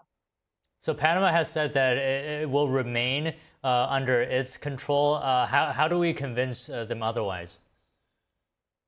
Well, and I think for it to remain under Panama's control, that's something that is to be worked out. But what we really want to see is less Chinese influence. So that means the government of Panama has to make some decisions. Hey, why not revoke that agreement that they signed in 2021? I think we want to see them really step back from the decisions they've made to go more to China's side. And if they don't do it, then yes, U.S. military action is certainly a possibility, says President Trump. All right, Rebecca, thank you very much for your time today. It was a pleasure speaking to you. Thank you. Next, Google plans to implement President Trump's name changes to Google Maps. The company says it will start using Gulf of America once the name is officially updated in the U.S. geographic name system. The change will be visible in the U.S., but the name will remain Gulf of Mexico in Mexico. Outside the two countries, users will see both names on Google Maps. Google Maps will also change Denali to Mount McKinley. The name of the United States' tallest mountain has been a matter of debate for years. In 2015, the Obama administration formally named it Denali, which is the name used by local Alaskan natives. And Colombia received the first flight of deportees from the U.S. today following a standoff with Washington over the weekend. The Colombian Air Force plane transporting the migrants arrived in the nation's capital today. Colombia accepted flights of deported migrants on Sunday that came just hours after Trump threatened high import tariffs and other sanctions. Colombia is the U.S.'s fourth largest overseas supplier of crude oil, shipping more than 200,000 barrels of oil per day last year. The South American country is also the U.S.'s largest supplier of fresh cut flowers. Immigration and Customs Enforcement arrested nearly 1,200 illegal immigrants yesterday. An ICE agent discusses some of the suspects recently taken off the streets. Now, so far, we've apprehended the man wanted for homicide in El Salvador. We've apprehended the armed robber. We are currently sitting outside and waiting for the conviction for child pornography. We're going to sit on that house for a couple more hours. And the drug dealer gave us a bad address, but we're gonna hunt him down. ICE only does targeted enforcement operations. We do not do raids. We do not do dragnets. We do not do sweeps. That is not something ICE has ever done. The Department of Defense released footage yesterday. It shows illegal migrants boarding a deportation flight at Fort Bliss, Texas. The U.S. military also released footage of Marines fortifying the barrier on the border with Mexico. It also shows soldiers using metal beams and barbed wire on Saturday. Trump, in his first day in office, declared illegal immigration a national emergency. He tasked the military with aiding border security. His January 20th executive order instructed the Pentagon to send as many troops as necessary. It said the aim is to obtain complete operational control of the southern border. And as we speak, the Senate is now holding a hearing on the impact of the Panama Canal on U.S. trade and national security. We're going to tune in now. Treated in a fair way. But I do think one of the things that hasn't been brought out as we look at the periods of congestion or reduced capacity at the canal, which we know have occurred, like we saw with last year's drought, can delay shipments, increase transportation costs, potentially leading to higher consumer prices. Commissioner, what steps can be taken to minimize disruptions and prevent cascading costs for consumers during periods of operational strain? At the Panama Canal. Yes. I mean, the main thing is that, companies, importers and exporters need to make sure that they have very resilient supply chains. Depending on any one sea lane is awfully risky in this very, very difficult to predict world. It's one of the reasons why the Panama Canal is so important. In fact, it may be a bigger reason than a particular transit or line transit is the fact that it is there in case something goes wrong on the other end of the world, say, for instance, the Suez Canal, right? And it's that lack of redundancy right now that has been a big problem. And frankly, one of the reasons why shipping costs have gone up, because if you have to go all the way around Africa or go all the way around the Americas, you are taking fewer ships. So Thank you, Mr. Kromick. In your testimony, you described how drought reduced imports at U.S. ports. Do these reductions affect prices for American consumers, or could they? Yes. Okay, thank you. I love that short answer. Ocean Reform Act, I mentioned. Back to you, Commissioner. Has that law improved the ability of shippers to have unreasonable charges waived or refunded by ocean carriers? As we know, this has been a major problem for our carriers, which can translate into prices.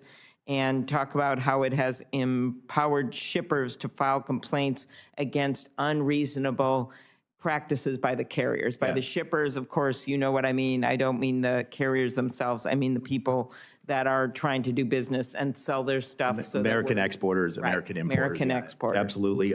Look, I don't have a lot of time, but yes, it has had a tremendous effect.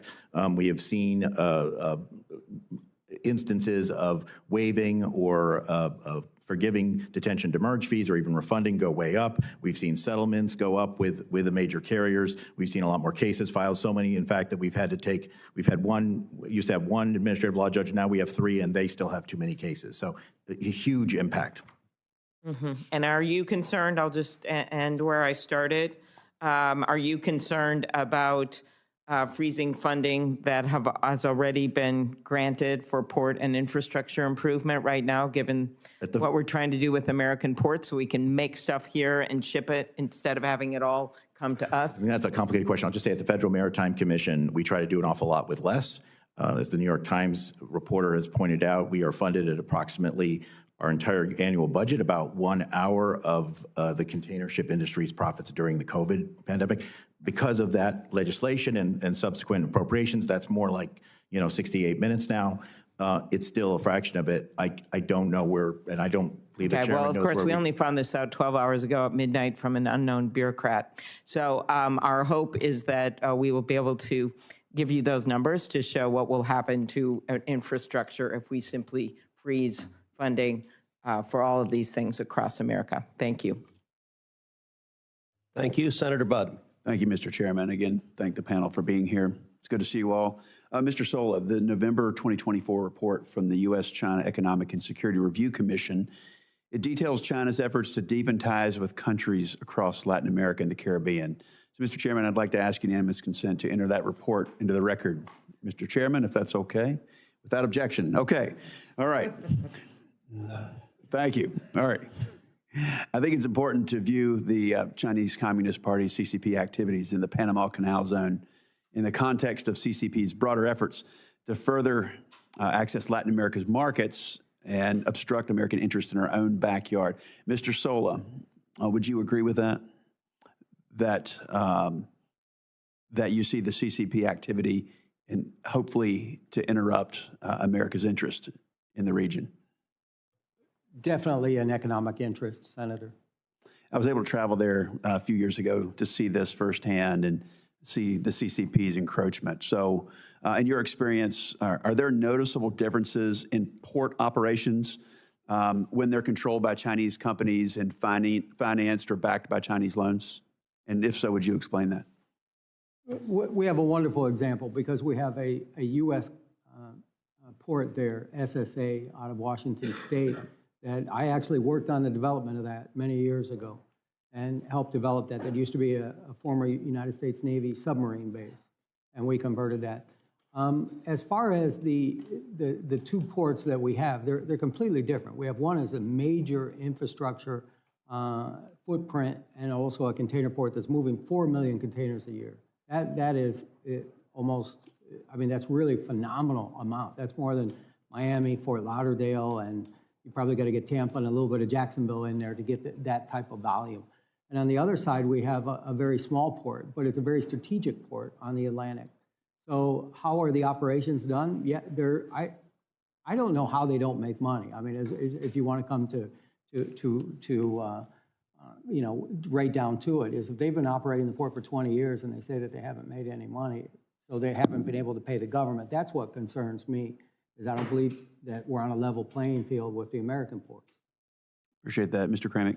What would be the consequences for U.S. trade and for the U.S. economy if access to the canal was suddenly revoked or significantly decreased for U.S. shippers?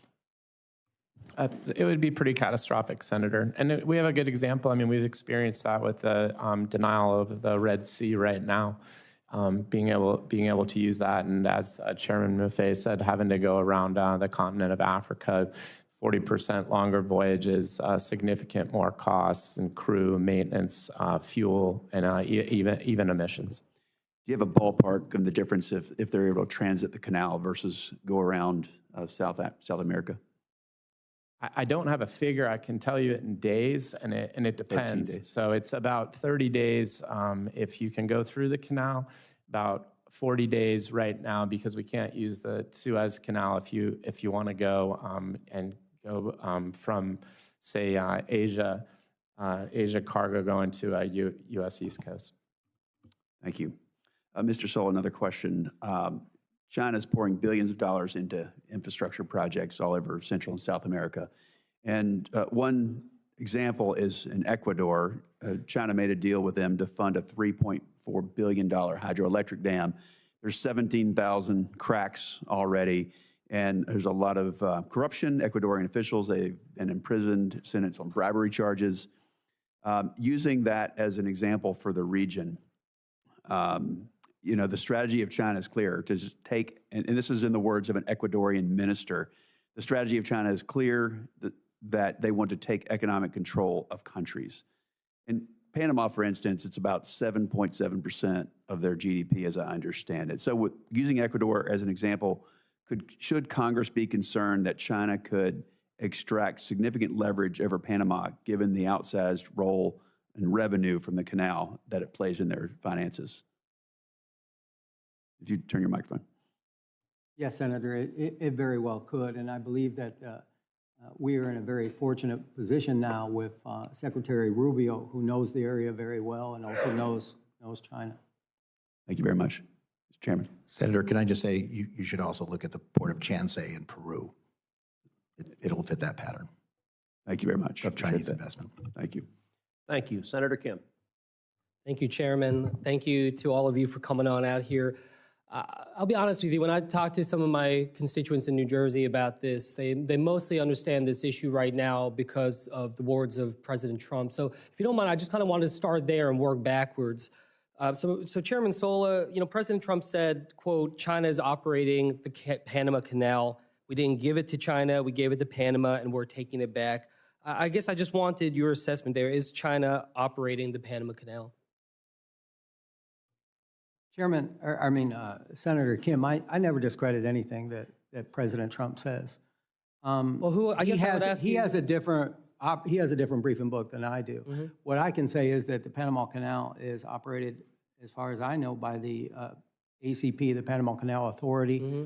and they're very efficient at operating the canal on the throughput that they're able to do. So you're saying, from your knowledge, you don't know of reasoning to believe that China is operating the Panama Canal, from the knowledge that you have?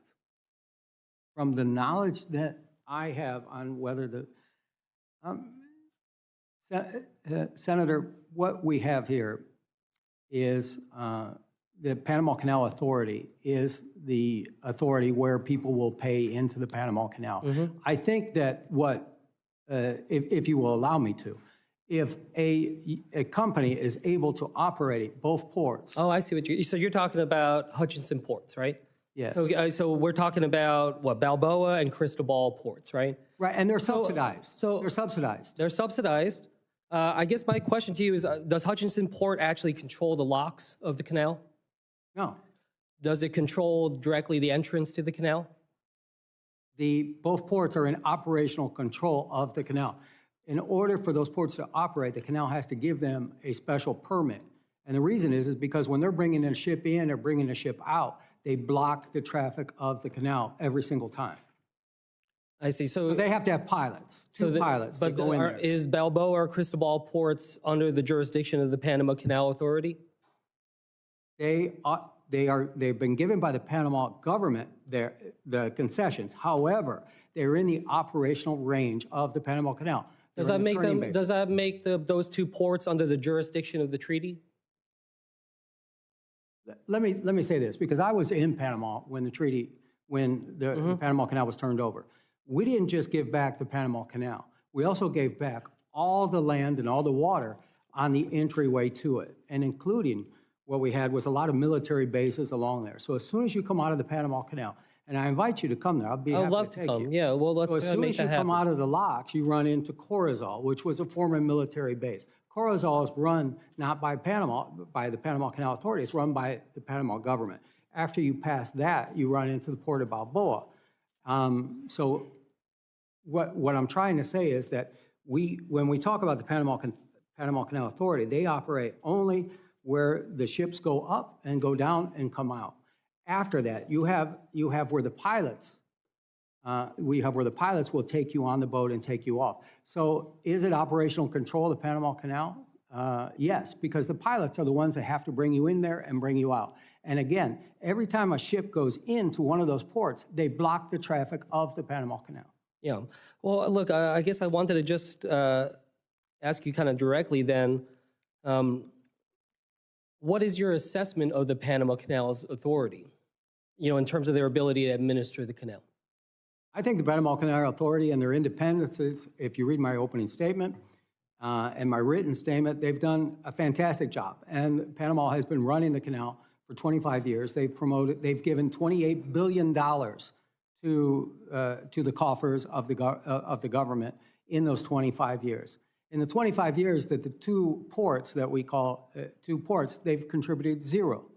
So I don't understand why Panama would allow those two ports to operate and put into jeopardy what they have, the operations that they do have in the canal. I want to just end here on this because I thought you had a really poignant point in your written testimony where you said, we must protect the independence of the Panama Canal Authority. Any efforts by other interests in Panama to diminish the independence or professionalism of the authority must be stopped. And I would just venture to say, as we talk about this as a committee, as a government, that we should try to follow those same words as well. You know, we try to have nuance and precision with the words that we use. Otherwise, it very much looks like some of what we talk about is going to be perceived as undermining the Panama Canal Authority. And you said that you warned that that would be something that would actually boost up China's capacity in the region. So I just ask, as we deal with this going forward, that we be precise about it and try to make sure we're talking about exactly what we're addressing. And specifically what I was talking about is the board of directors of the Panama Canal. I mean, are some of the board of directors on the board of directors of the ports that we have in question? So when you look at the annual report of those two ports, they have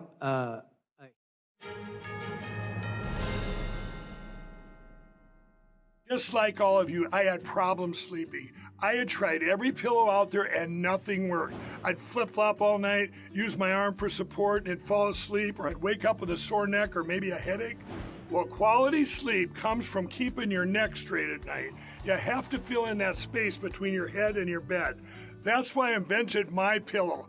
My Pillow's patented fill adjusts to your exact individual needs, and it doesn't matter if you sleep on your back, stomach, side, or any combination of all three. When I got My Pillow, I'm asleep almost immediately. I stay asleep at night, and I wake up more well-rested in the morning. So go to MyPillow.com or call the number on your screen. Use your promo code to get Classic King My Pillows for only $19.98. Queen size just $18.98. Standard Classic My Pillows only $14.98. That's right, only $14.98. Plus all orders $75 or more ship absolutely free. Hi friends, Richard Karn here. Now I'm known as the guy who can fix just about anything, but the technology in most appliances requires very special training to fix. My point is, even I know when I've met my match, and that's why my family has Choice Home Warranty.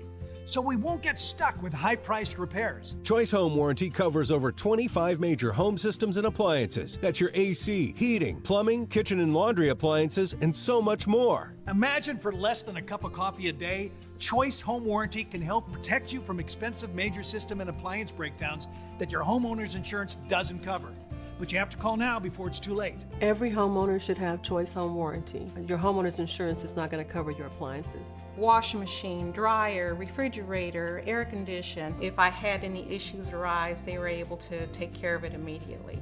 Now, homeowner's insurance won't protect you when your home's major systems and appliances break down due to normal wear and tear. But Choice Home Warranty will. They can help cover repairs and replacements. Choice Home Warranty is the best warranty we've ever used. It would save you so much money in the long run.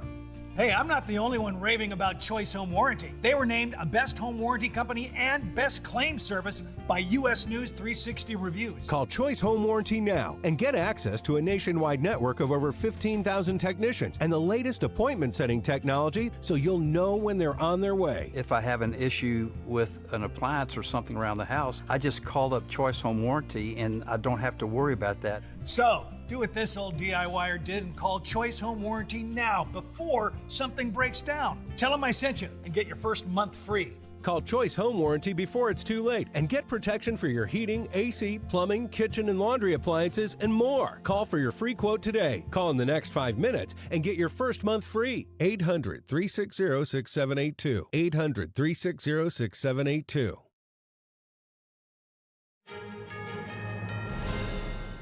Welcome back. President Trump's executive orders are causing a stir with debates around immigration.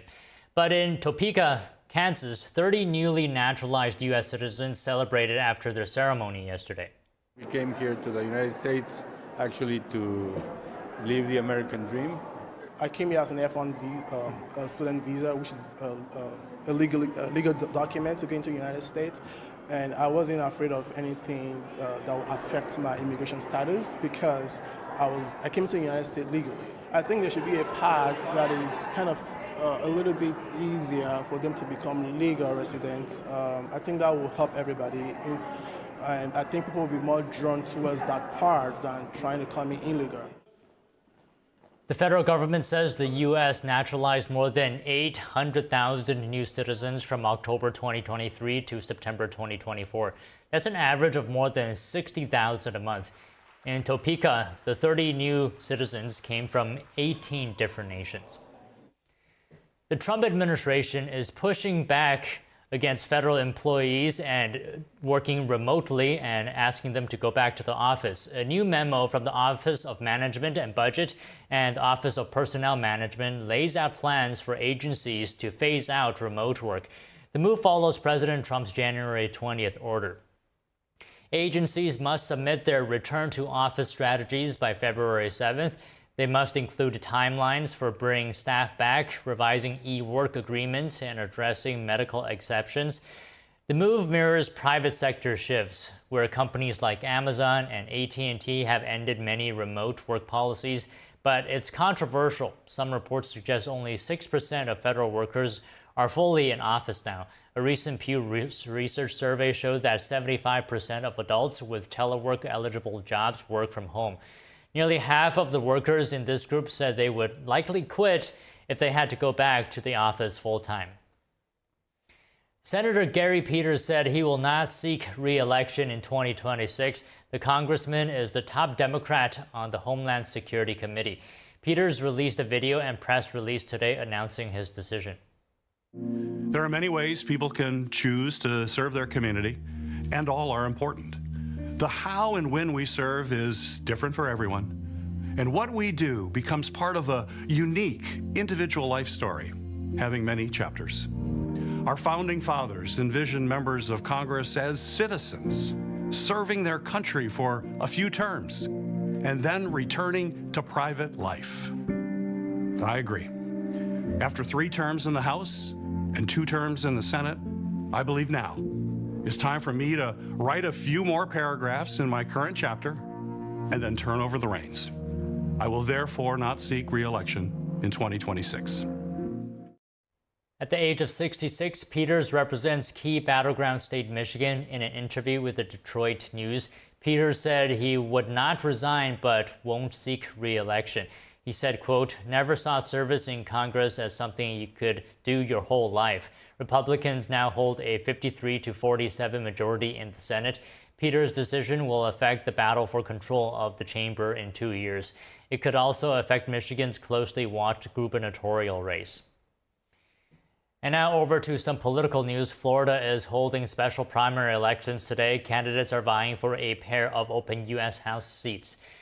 President Trump has backed Florida CFO Jimmy Patronis in the 1st District and State Senator Randy Fine in the 6th District.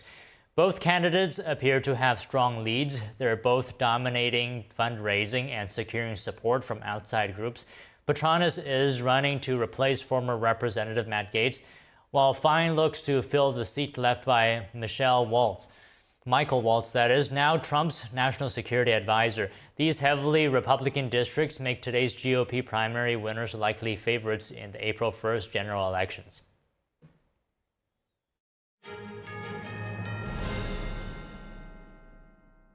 I debate all day. It's what I do.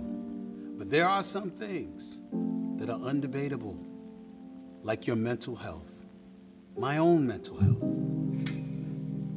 I was in a dark place when my brother passed away in a car accident. I've never been more devastated than the day I lost my mom. I was depressed, miserable, in ways I never imagined. I reached out, and my sisters came, my pastor, my therapist. They helped me get through it. I found that the more I spoke up, the healthier my mind became.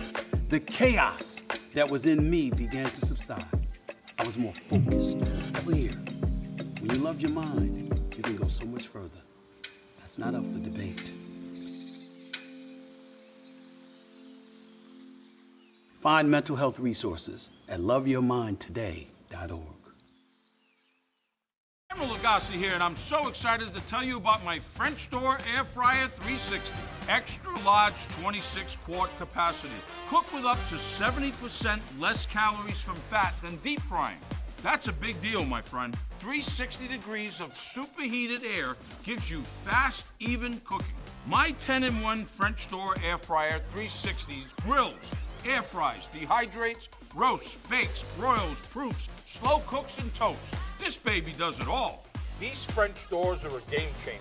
Look at how easy that is. Now find out how you can try Emeril Lagasse's French Door Air Fryer 360 with 3 cooking tiers, fetch tool, air frying rack, and drip tray in your home for 30 days for just $14.99. Order now and you'll also get Emeril's Air Fryer Favorites recipe book. And we'll automatically upgrade you to our bonus cooking kit free. Plus find out how you can get free shipping. This offer will not last, so call or click now to order. You're gonna love it. I guarantee it. According to ancient Chinese medicine, purslane is considered a medicinal herb and is used to help lower cholesterol, improve vascular functions, and prevent diabetes. Perilla seeds can nourish the lungs and spleen. It is used to treat asthma and improve pulmonary functions. Puritang green vegetable omega-3 is made from purslane and perilla seeds from Hwangmae Mountain in South Korea. It contains over 90% of omega-3, 6, 7, and 9. The highest concentration possible without chemical additives. The soft gel is made of natural seaweed. It is 100% organic and vegan. Both adults and children can take it with peace of mind. Ancient recipes were passed down from heaven to bring prosperity and longevity. Puritang green vegetable omega-3.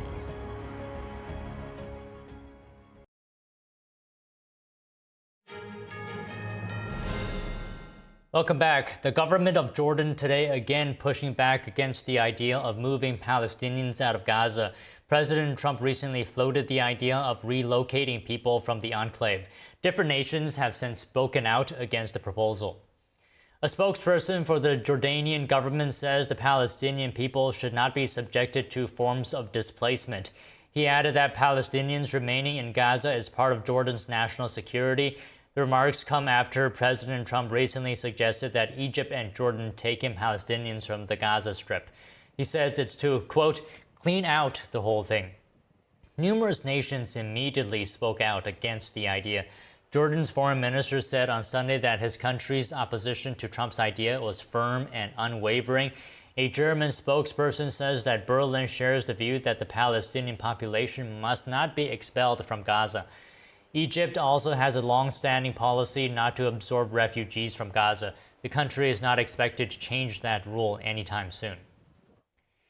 Ukraine says Russia launched a fresh wave of aerial attacks overnight. Officials said today people were injured in the cities of Kharkiv and Odessa.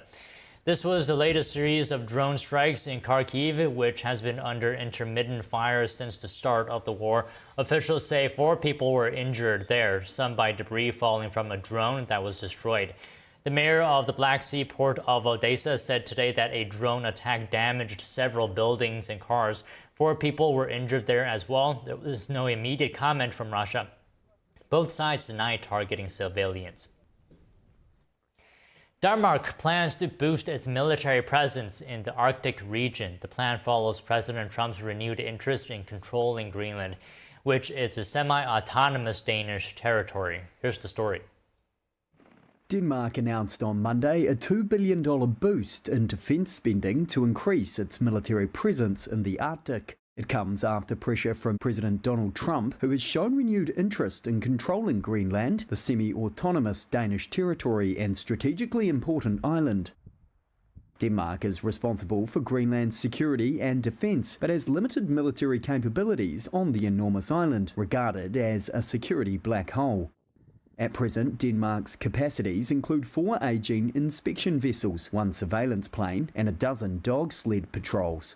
The new deal includes funding 3 new Arctic Navy vessels, long-range surveillance drones, as well as satellite surveillance, Denmark's defence minister said at a press conference.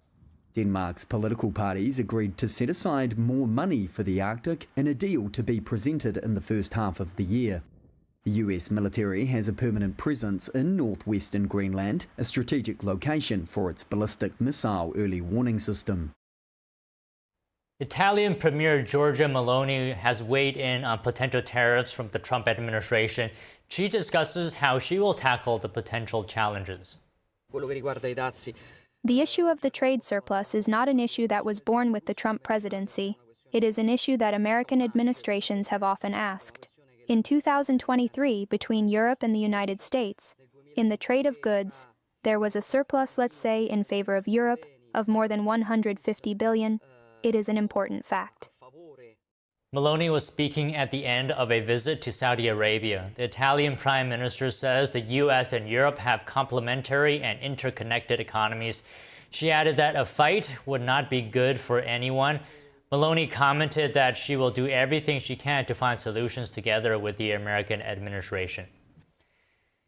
Taiwan's government insists semiconductor cooperation with the U.S. is beneficial for both sides. This comes after Trump told Republicans that he could impose tariffs as high as 100% on Taiwan-made semiconductors. In a statement in response, Taiwan's economic ministry said the U.S. and Taiwan cooperation in chip making and high-tech industries are a win-win situation. Taiwan's top chip manufacturer is already building a presence in Arizona, but Trump dislikes the deal that was made to bring TSMC to the U.S. He says the deal gives the Taiwanese company billions of dollars, but they already have billions of dollars. Trump said chip manufacturing left America and went to Taiwan. He said chip makers need an incentive to bring manufacturing back to the U.S. For round-the-clock original news coverage, watch us live at ntd.com/live or download our NTD app, and be sure to stick around for NTD Newsroom at 2 p.m. Eastern Time. We'll cover more stories from the U.S. and around the world.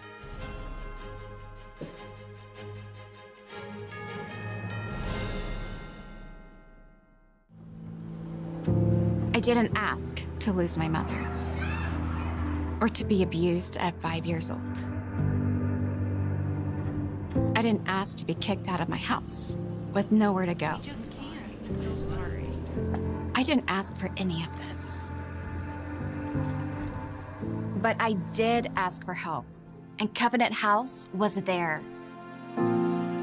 Thanks to their love and support, and to generous people like you, I got what I needed to take control of my life. For the young people who didn't ask to be put in unthinkable situations, Covenant House is there providing safety, hope, and a brighter future. Call or go online now. For a gift of only $19 a month, just 63 cents a day, you can provide hot meals, safe shelter, medical care, and love to more than 2,000 young people who sleep at a Covenant House every night. 1 in 10 young adults will experience homelessness this year. Your gift can help reach them when they need it most. I didn't ask for my parents and my family to disown me. I didn't ask to end up in a homeless shelter. The beauty of it all is that I found Covenant House. The need is overwhelming, but your monthly support will make sure no young person is ever turned away. Call or go online right now to safeplacetosleep.org with your gift of just $19 a month. With your monthly donation, you'll receive this soft, comforting blanket as a reminder of the warmth and safety your gift will provide a young person tonight. Covenant House really helped me and really helped mold me into the woman I am today. If there's no Covenant House, where would I be today? Your monthly gift is urgently needed to reach young people in communities like yours who didn't ask to be put in unthinkable situations. Show them they're loved and not alone. Call the number on your screen or go online to safeplacetosleep.org.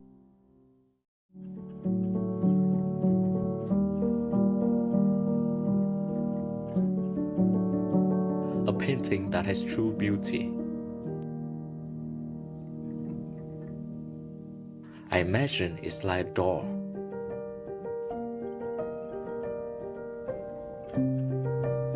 The artist holds the key to open the door and bring people to a purer world.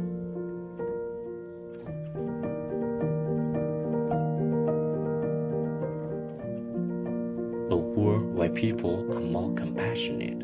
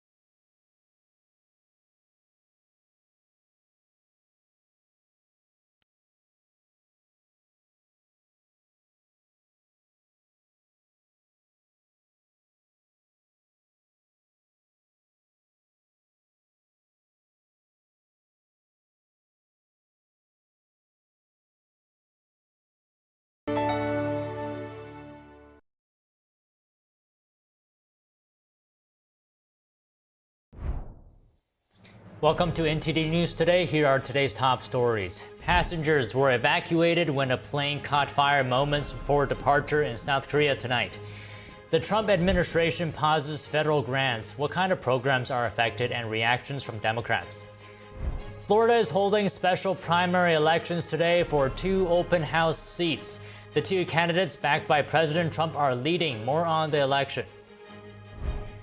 Bird flu is sending egg prices soaring, and prices may not come down anytime soon. Grocers say the egg shortage is becoming critical. Chinese company Deepseek's new AI app is causing a stir, but appears to have a built-in bias towards the Chinese Communist Party. On the eve of the Chinese Lunar New Year, people in Taipei rushed to buy their favorite food and goods at one of the capital's famous markets, as many begin celebrating the Year of the Snake.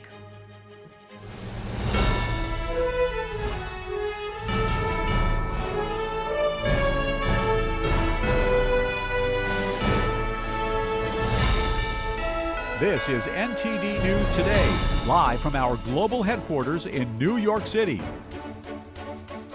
Good afternoon. Today is Tuesday, January 28th. I'm Don Ma. Over to South Korea now, where a passenger plane caught fire last night local time. Flames broke out in the rear of the plane carrying 176 people just before takeoff. The Air Busan flight at Busan's International Airport was bound for Hong Kong. All 169 passengers and 7 crew members were evacuated using an inflatable slide. Yonhap News Agency reported that 3 people were injured, but their condition was not serious. In December, a Jeju Air passenger plane crashed at Muan International Airport in southern South Korea, killing all but 2 of the 181 people on board.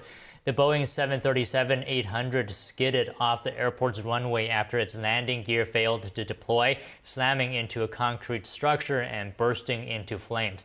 The flight was returning from Bangkok. All victims were South Koreans except for 2 Thai nationals. The military is undergoing a significant transformation. President Trump has signed multiple executive orders aimed at enhancing military readiness, including the development of an Iron Dome missile defense system. NTD's Daniel Monahan breaks down what these changes mean for the country. The first executive order, titled Restoring America's Fighting Force, seeks to reinstate meritocracy in the U.S. Armed Forces. It bans any preference-based policies related to diversity, equity, and inclusion in the military. The order emphasizes the elimination of race and sex-based discrimination, promoting equal treatment for all service members. According to the order, this approach is intended to strengthen leadership, unit cohesion, and force readiness while upholding fairness and military excellence. The second executive order, titled Prioritizing Military Excellence and Readiness, addresses Pentagon policies on individuals with gender dysphoria. The order suggests a future ban on their military service, stating, "A man's assertion that he is a woman and his requirement that others honor this falsehood is not consistent with the humility and selflessness required of a service member." While the order does not impose an immediate ban, it directs the Pentagon to formulate a policy based on military readiness. It also prohibits the use of gender-based pronoun changes and mandates gender-specific facilities. A third executive order directs Defense Secretary Pete Hegseth to reinstate all active and reserve service members who were previously discharged for failing to get the COVID-19 vaccine. The lawful orders of the President of the United States will be executed inside this Defense Department swiftly and without excuse. They will be reinstated with their former rank and given back pay and benefits.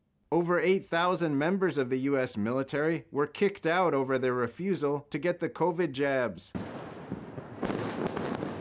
A fourth order, the Iron Dome for America, launches a next-generation missile defense system designed to counter advanced threats from nations like China and Russia. The initiative accelerates the development of space-based sensors, interceptors, and non-kinetic defenses. In military terms, non-kinetic refers to capabilities like electronic warfare and cyber operations. Over to social media, President Donald Trump told reporters on Monday that Microsoft is in talks to acquire TikTok. Trump says he would like to see a bidding war over the app. I like bidding wars because you make your best deal. So if there's a bidding war, that's a good thing. Trump signed an executive order last week seeking to delay a ban on the app by 75 days. Trump said last week that he was in talks with multiple people over buying TikTok and would likely have a decision on the popular app's future in 30 days. From new policies on gender dysphoria to the elimination of DEI and a new missile defense system, President Trump's orders aim to overhaul the military. Daniel Monahan, NTD News. The Trump administration has temporarily halted federal grants, loans, and other financial assistance programs. That's according to a memo from the Office of Management and Budget. The freeze targets initiatives linked to DEI, what it calls woke gender ideology, foreign aid, and the Green New Deal. The acting director of the Office of Management and Budget said the pause will give agencies time to review programs and ensure funding aligns with President Trump's priorities. Agencies must submit reports by February 10th outlining impacted activities and legally mandated deadlines. Democratic leaders sharply criticized the decision. Senators Patty Murray and Rosa DeLauro called the move unprecedented and warned of devastating consequences. And it's day 2 of the annual House Republican Annual Retreat. Our correspondent, Luis Martinez, is in Florida with the latest on this story. NTD is here at the Trump National Doral Golf Resort in Miami, where the House Republican Conference is hosting their annual policy retreat. Late Monday afternoon, President Trump addressed the House Republican Conference, and most House Republicans agreed that is a new day in Washington, D.C. I think it's a new day. And I think every foreign leader needs to understand that the days of weakness and confusion are over in the United States. There's a real leader who has the fortitude and the courage to do what is right for the United States and also for our allies. And so I would express caution for any leader out there who believes that they can continue to abuse the relationship with the United States or try to negotiate concessions by trying to blackmail the United States. Those days are over. During 3 days, House Republicans will gather behind closed doors to iron out the details of a reconciliation bill to push through President Trump's campaign promises. But tonight I restate my pledge from the campaign. I will not sign any bill that cuts even a single penny from Medicare or Social Security for our great seniors. We don't have to do that. I'm also eager to get to work with Congress on the largest package of tax cuts and reforms in American history. We got to get that done. Speaker of the House Mike Johnson confirmed that it is his intention to have a budget reconciliation proposal and resolution for the first week of February, and that by the end of February, the Senate and the House will have agreed on a unified budget reconciliation proposal. Reporting from Doral, Miami, Florida, Luis Eduardo Martinez, NTD News. The Justice Department yesterday fired more than a dozen officials involved in the criminal prosecution of President Trump. The DOJ says the move is in line with the mission of ending what they call the weaponization of government. It remains unclear who and how many people were terminated, but they all played a role in former special counsel Jack Smith's efforts to prosecute the president. The cases include Trump's handling of classified documents and his alleged involvement in the January 6 Capitol breach. Smith eventually dropped the cases, citing the DOJ's measure that prevents a sitting president from being prosecuted. The department says Acting General James McHenry does not trust these officials to, quote, assist in faithfully implementing the president's agenda. China's new AI app from Deepseek is causing ripples in the tech world, but analysis shows it has a very pro-Chinese Communist Party bias. Here's more. In just 3 weeks since its launch, Deepseek's AI chatbot has overtaken ChatGPT on the iOS store in the US. It triggered a drop in AI-related stock prices Monday.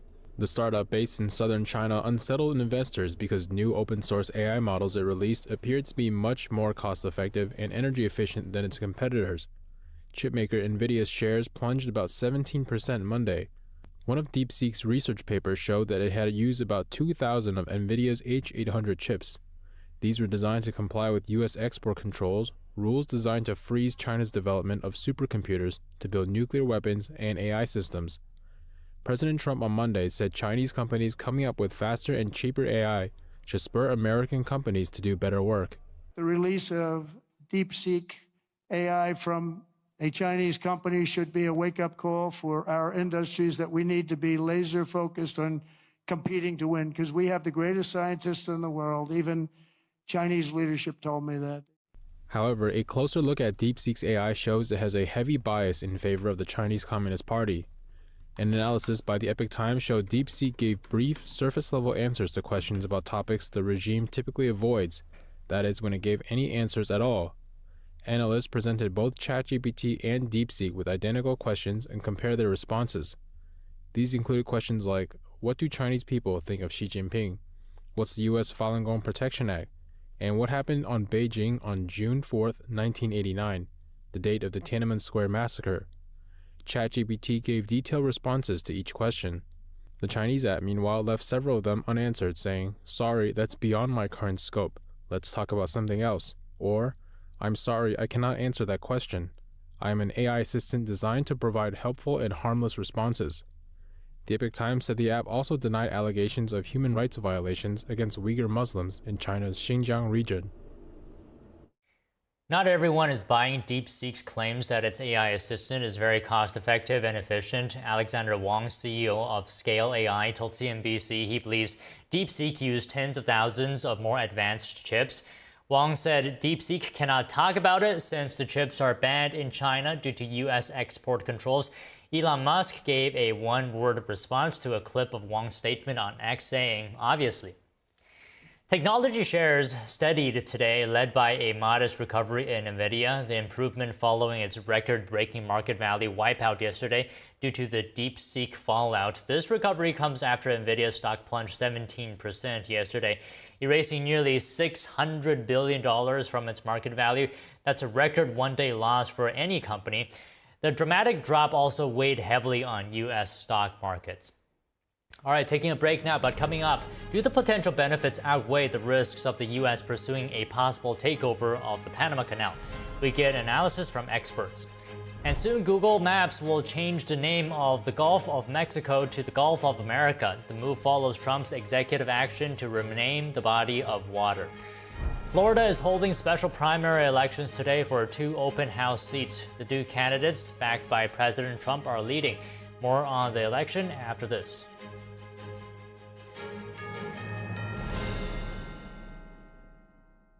Whispered across generations, a hidden secret unveils the essence of longevity and vitality, a timeless legend regarding energy and wonder. Rooted in ancient health wisdom, we proudly introduce Pure Tang Black Ginseng, a 100% natural, organic energy drink made from premium 6-year-old Korean ginseng. It takes 2,260 days and nights from seed to growth, undergoing a meticulous 9-step process of steaming and drying. Black ginseng reaches its full potency, enriched with ginsenoside RG3 and enhanced absorption efficiency. No sugar, no caffeine, no artificial ingredients. Experience the pure, natural power of Pure Tang Black Ginseng. Nourish your body, strengthen your immunity, and boost your energy. To order Pure Tang Black Ginseng, please visit puretang.com. Say goodbye to harsh, bitter coffee and hello to a delicious, smooth brew. With specialty quality beans, expertly roasted in-house, you'll taste the difference with every sip. Fermented with a blend of 50 enzymes, Days Coffee delivers a rich brew like no other. Made with the highest grade specialty beans available, you're sure to taste the difference. Elevate your morning with Days Enzyme Fermented Coffee. Every day, thousands of kids start vaping. And I can't let this happen to my kid. Of course, it's awkward to talk to your kids about the dangers of vaping. Hey, bestie, how sketch is me? It's hard to get their attention. Ready? Go. Yes, look at that. You didn't turn yours over. So if you want to talk to your kids about the dangers of vaping, you have to get it trending. Right, backpack kid? Let's do it. First, invite your kid to do the vape talk. Let's try this. All right. Why is he here? Yeah, I gotta get it trending, honey. Come on.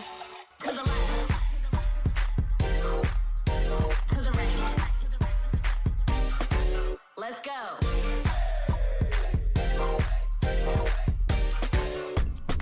Oh, honey, can we talk? Yeah, what's up? I see a lot of your friends vaping. Visit talkaboutVaping.org for tips on when and how to have the vape talk.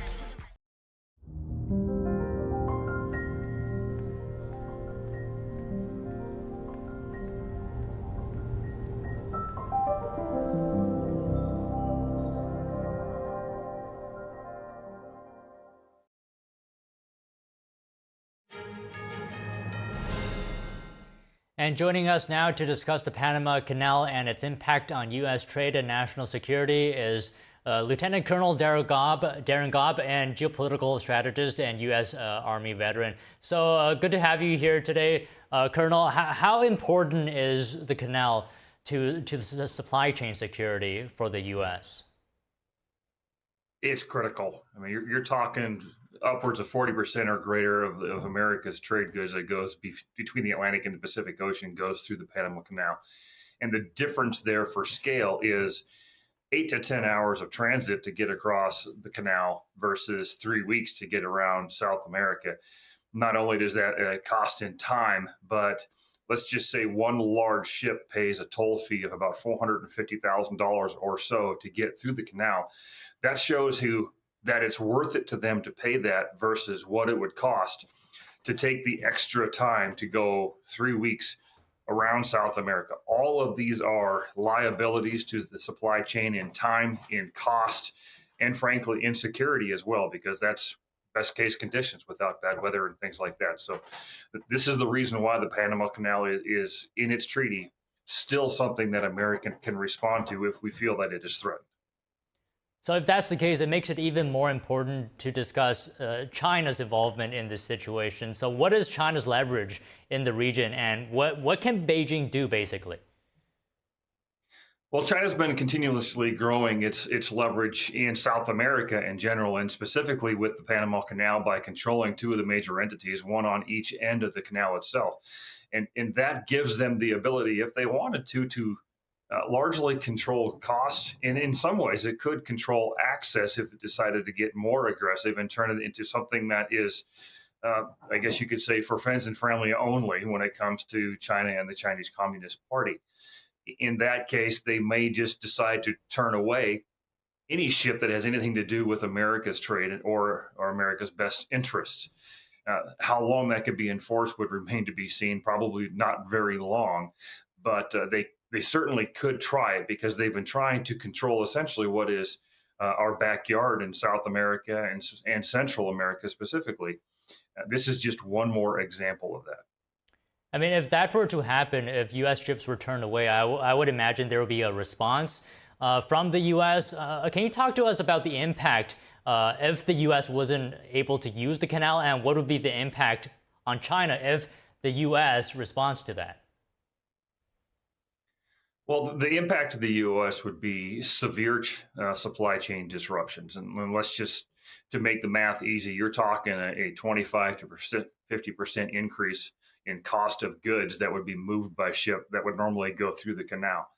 And not only in cost itself, but now you're dealing also with time. Many of the supply chain issues that would result would be the fact that we really rely on timeliness of deliveries, and that would be severely inhibited as well. So if China did try to do that, again, it's in our own backyard. We have the ability to remove that influence pretty quickly, but Trump would probably go right down the economic leverage first before any kind of military action could be taken. China could decide, though, that the Panama Canal itself is worth some sort of military intervention and become much more aggressive there if they wanted to. I don't think that's very likely, but it is a risk that we have to account for. Yeah, I mean, President Trump really brought the situation into the spotlight here. But how long have the concerns persisted surrounding the Panama Canal? Well, the Panama Canal itself, we're talking about 120 years old. The concerns about the security of the Panama Canal have come since Jimmy Carter signed it back over to the Panamanian government in the 70s. And at that point, we largely went hands off, and it has been a concern that we've had for a while just to see where they would go with it. Because China doesn't have to occupy to control. It could just be the primary leverage on the Panamanian government who would do it for them by proxy. That's less likely now than it was a year ago with new leadership in Panama. But the potential does still exist, and we have to make sure that we think about that. The key to the treaty, though, is that the treaty allows for American intervention if we see the desire of the treaty being violated, which is to be completely neutral in all trade practices. It doesn't matter who goes through there, anybody can.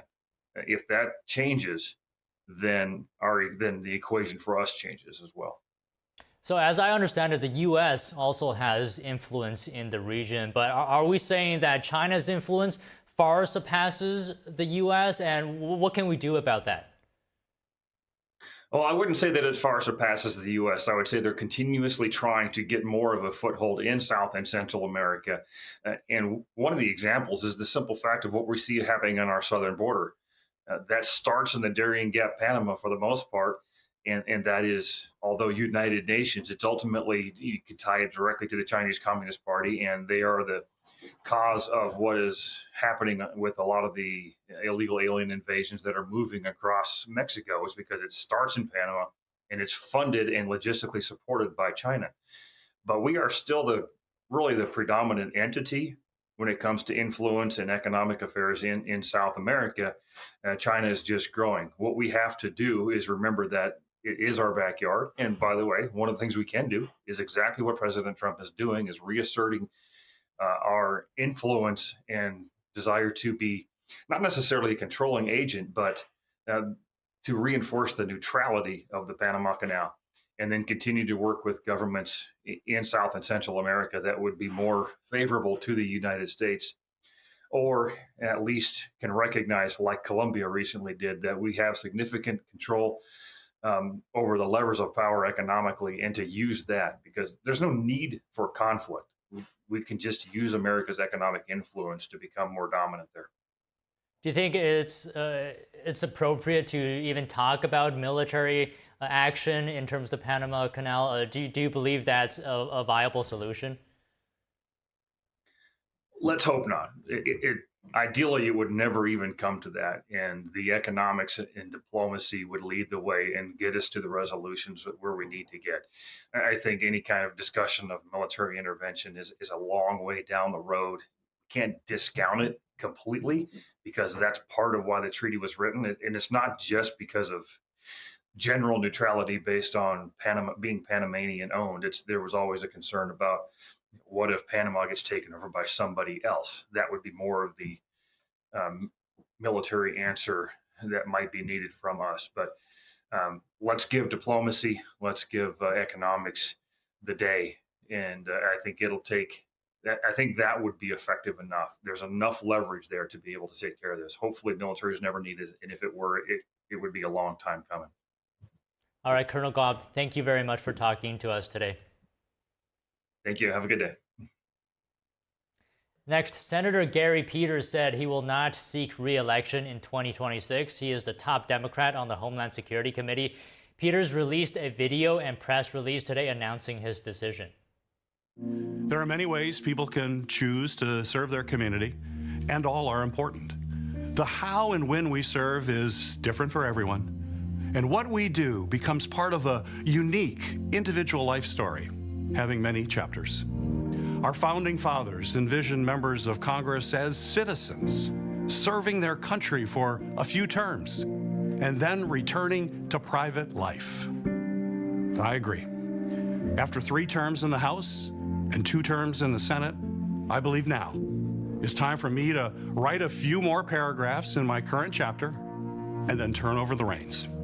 I will therefore not seek re-election in 2026. At the age of 66, Peters represents key battleground state Michigan. In an interview with the Detroit News, Peters said he would not resign, but won't seek re-election. He said he, quote, never saw service in Congress as something you do for your whole life. Republicans now hold a 53-47 majority in the Senate. Peter's decision will affect the battle for control of the chamber in 2 years. It could also affect Michigan's closely watched gubernatorial race. Florida is holding special primary elections today. Candidates are vying for a pair of open U.S. House seats. President Trump has backed Florida CFO Jimmy Patronis in the 1st District and State Senator Randy Fine in the 6th District. Both candidates appear to have strong leads. They're both dominating fundraising and securing support from outside group. Patronis is running to replace former Representative Matt Gaetz, while Fine looks to fill the seat left by Michael Waltz, now Trump's national security advisor. These heavily Republican districts make today's GOP primary winners likely favorites in the April 1st general elections. And the Senate has confirmed Scott Bessent to be President Donald Trump's Treasury Secretary. That sets up the billionaire hedge fund manager for a central role in crafting the new administration's policy ambitions for around tax cuts and spending. Here's more. Bessent is already shaping up to be a strong advocate for Trump's economic agenda. In his confirmation hearing, Bessent warned of dire consequences should Congress fail to renew $4 trillion in tax cuts expiring at the end of this year. If we do not fix these tax cuts, if we do not renew and extend, then we will be facing an economic calamity. Democrats and some economists argue Trump's steep tariffs and his economic policies more broadly would be inflationary. Bessent pushed back on that idea in an exchange with Democrat Senator Maggie Hassan. So you believe that President Trump's policies will further increase wages and lower inflation? I believe that they will increase real wages and lower inflation closer to the Federal Reserve's 2% target as it did during President Trump's first administration. As Trump's top economic official, Bessent will face a range of challenges. The most pressing will be managing federal cash flows after the government hit its statutory debt limit on Trump's second day in office. Even before he was sworn in, the Treasury Department was using extraordinary measures to avoid breaching the cap and triggering a catastrophic default. Bessent told senators in his confirmation hearing that there would be no default on his watch. The Trump administration is pushing federal employees back to the office. A new memo from the Office of Management and Budget and the Office of Personnel Management lays out plans for agencies to phase out remote work. The move follows President Trump's January 20th order. Agencies must submit their return to office strategies by February 7th. They must include timelines for bringing staff back, revising e-work agreements, and addressing medical exceptions. The move mirrors private sector shifts, where companies like Amazon and AT&T have ended many remote work policies. But it's controversial. Some reports suggest only 6% of federal workers are fully in office now. A recent Pew survey showed that 75% of adults with telework-eligible jobs work from home. Nearly half of the workers in this group said they would likely quit if they had to go back to the office full-time. A major bust in Los Angeles. Federal law enforcement officials said yesterday 8 people were arrested on suspicion of operating a network that smuggled counterfeit goods from China through Los Angeles and Long Beach. These seizures include everything from controlled substances, chemical precursors, weapons parts, fake postage stamps, counterfeit U.S. coins and consumer products, drug paraphernalia, and over 220 tons of prohibited plant and animal products. These shipments also contained a number of capsule filling machines which can be used in the production of illicit chemicals, including fentanyl. I think the broader point here is we need to know what's coming into our country in containers. We didn't seize Acting U.S. Attorney Joe McNally told reporters members of the scheme recruited truck drivers to take sealed containers and fill them with contraband items. The containers will later be reapplied with counterfeit seals and sent to customs for inspection. McNally clarified no fentanyl was seized. He said he believes the mastermind of the alleged smuggling network has fled to China. Colombia received the first flight of deportees from the U.S. today following a standoff with Washington over the weekend. The Colombian Air Force plane transporting the migrants arrived at the nation's capital today. Colombia accepted flights of deported migrants on Sunday. That came just hours after Trump threatened high import tariffs and other sanctions. Colombia is the U.S.'s fourth largest overseas supplier of crude oil, shipping more than 200,000 barrels of oil per day last year. The South American country is also the U.S.'s largest supplier of fresh-cut flowers. Immigration and Customs Enforcement arrested nearly 1,200 illegal immigrants yesterday. An ICE agent discusses some of the suspects recently taken off the streets. Now, so far, we've apprehended the man wanted for homicide in El Salvador. We've apprehended the armed robber. We are currently sitting outside and waiting for the conviction for child pornography. We're going to sit on that house for a couple more hours. And the drug dealer gave us a bad address, but we're gonna hunt him down. ICE only does targeted enforcement operations. We do not do raids. We do not do dragnets. We do not do sweeps. That is not something ICE has ever done. The Department of Defense released footage yesterday. It shows illegal migrants boarding a deportation flight at Fort Bliss, Texas. The U.S. military also released footage of Marines fortifying the barrier on the border with Mexico. It shows soldiers using metal beams and barbed wire on Saturday. Trump, in his first day in office, declared illegal immigration a national emergency, that is. He asked and tasked the military with aiding border security. His January 20th executive order instructed the Pentagon to send as many troops as necessary. It said the aim is to obtain complete operational control of the southern border. President Trump's executive orders are causing a stir with debates around immigration.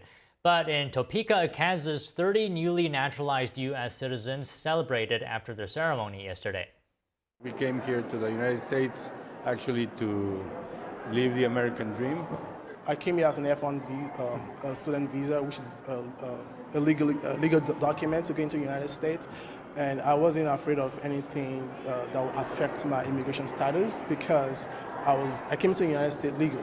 I think there should be a path that is kind of a little bit easier for them to become legal residents. I think that will help everybody. And I think people will be more drawn towards that part than trying to come in illegal. The federal government says the U.S. naturalized more than 800,000 new citizens from October 2023 to September 2024. That's an average of more than 60,000 a month. In Topeka, the 30 new citizens came from 18 different nations. And Google plans to implement President Trump's name changes to Google Maps. The company says it will start using Gulf of America once the name is officially updated in the U.S. Geographic Names System. Here's more. The change will be visible for U.S. users, but the name will remain Gulf of Mexico in Mexico. Outside of the two countries, users will see both names on Google Maps. President Donald Trump ordered the name change as part of a flurry of executive actions hours after taking office last week, making good on a campaign promise. America will reclaim its rightful place as the greatest, most powerful, most respected nation on earth, inspiring the awe and admiration of the entire world. A short time from now, we are going to be changing the name of the Gulf of Mexico to the Gulf of America. The Trump administration's Interior Department officially changed the name of the Gulf of Mexico to the Gulf of America on Friday. Mexicans on the Gulf Coast rejected Trump's bid to rename it last week. Honestly, it's wrong, because the Gulf of Mexico will always be the Gulf of Mexico. That's the way it is, and it doesn't need to change. Google has applied the same locale-based labeling conventions to other locations subject to geographical naming disputes. President Donald Trump's top Homeland Security official joined an immigration enforcement operation in New York City today, just days after she was sworn into office. Kristi Noem posted a video and photos of the operation on X early this morning. She said Immigration and Customs Enforcement picked up an criminal alien charged with kidnapping, assault, and burglary, but did not provide further details. She wrote on X just before 5 a.m., quote, "We are doing this right, doing exactly what President Donald Trump promised the American people, making our streets safe." Coming up after the break, the government of Jordan is again pushing back against the idea of moving Palestinians out of Gaza. President Trump recently made the controversial suggestions after speaking with the King of Jordan. And Taiwan says cooperation with the U.S. on chip making is a win-win. That's after Trump threatened huge tariffs meant to bring the industry back to the U.S. After this messages.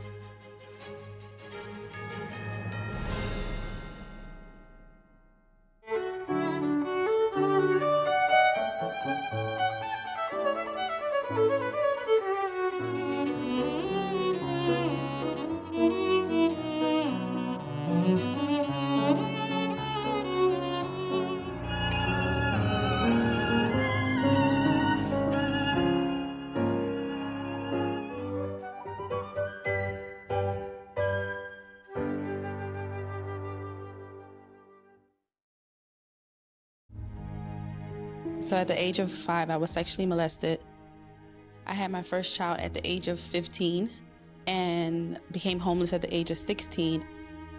The scariest part about not having a place to live was having a child and not having a place to live and not knowing where our meal was going to come from and where we're going to sleep. To be homeless as a teen, I didn't ask for that. No young person should ever have to worry about having a safe place to sleep at night, or a warm meal to eat, or whether anyone cares about them. 1 in 10 young adults will experience a form of homelessness this year, and that's unacceptable. But the good news is there is an organization making a big difference, Covenant House. Call or go online now. For a gift of only $19 a month, just 63 cents a day, you can provide hot meals, safe shelter, medical care, and love to more than 2,000 young people who sleep at a Covenant House every night. For over 50 years, Covenant House has been helping youth in crisis. It was pretty tough.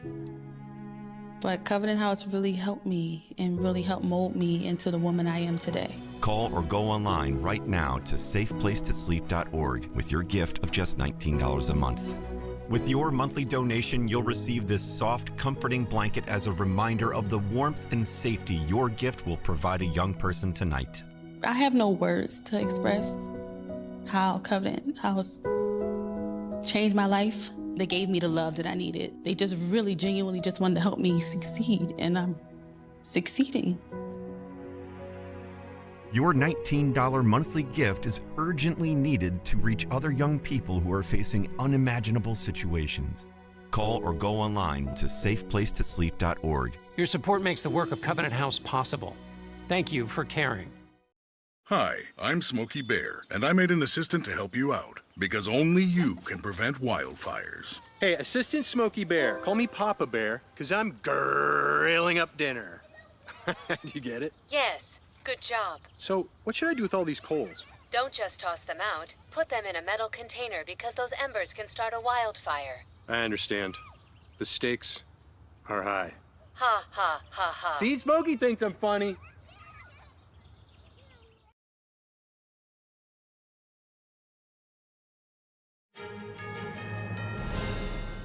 Welcome back. The government of Jordan today again pushing back against the idea of moving Palestinians out of Gaza. President Trump recently floated the idea of relocating people from the enclave. Different nations have since spoken out against the proposal. A spokesperson for the Jordanian government says the Palestinian people should not be subjected to forms of displacement. He added that Palestinians remaining in Gaza is part of Jordan's national security. The remarks come after President Trump recently suggested that Egypt and Jordan take in Palestinians from the Gaza Strip. He says it's to, quote, clean out the whole thing. Numerous nations immediately spoke out against the idea. Jordan's foreign minister said on Sunday that his country's opposition to Trump's idea was firm and unwavering. A German spokesperson says that Berlin shares the view that the Palestinian population must not be expelled from Gaza. Egypt also has a long-standing policy not to absorb refugees from Gaza. The country is not expected to change that rule anytime soon. Ukraine says Russia launched a fresh wave of aerial attacks overnight. Officials said today people were injured in the cities of Kharkiv and Odessa. This was the latest series of drone strikes in Kharkiv, which has been under intermittent fire since the start of the war. Officials say 4 people were injured there, some by debris falling from a drone that was destroyed.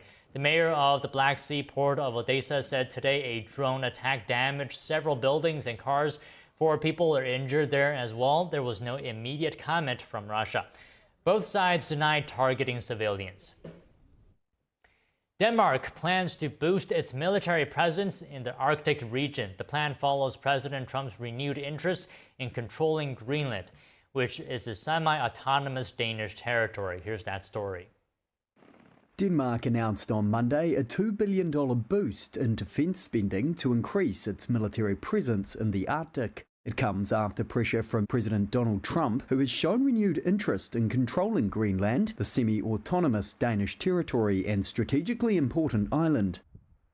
Denmark is responsible for Greenland's security and defence, but has limited military capabilities on the enormous island, regarded as a security black hole. At present, Denmark's capacities include 4 aging inspection vessels, 1 surveillance plane, and a dozen dog sled patrols.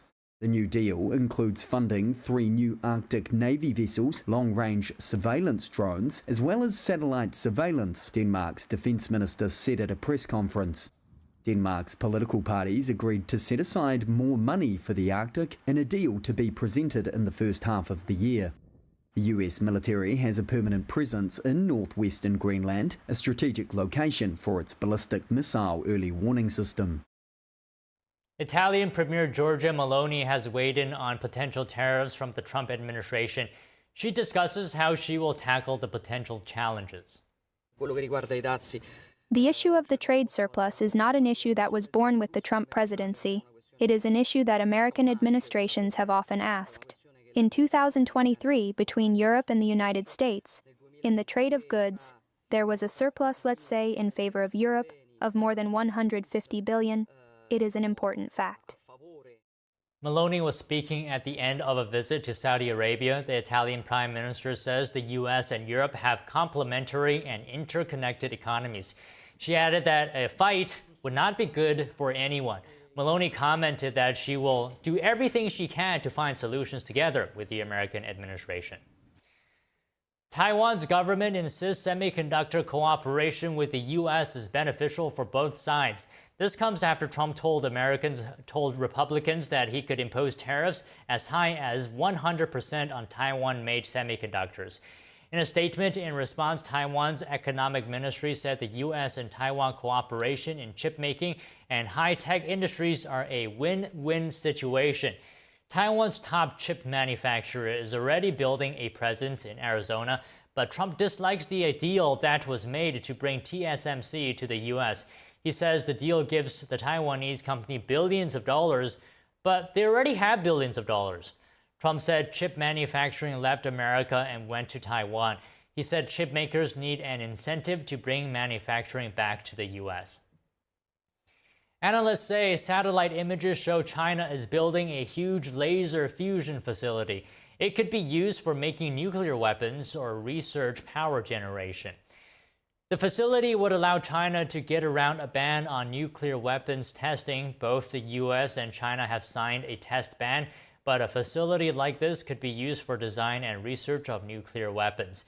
The layout of the facility in the southwestern Chinese city of Mianyang is similar to a facility in California.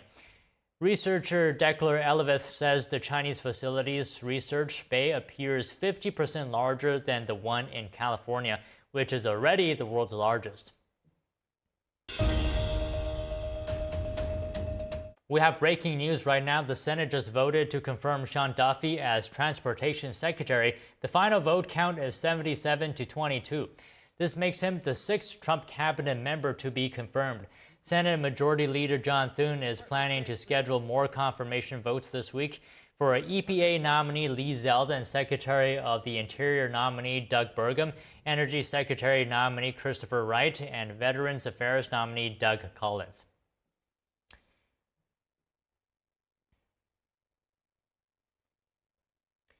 White House Press Secretary Karoline Leavitt is now holding her first briefing with media. Let's tune in.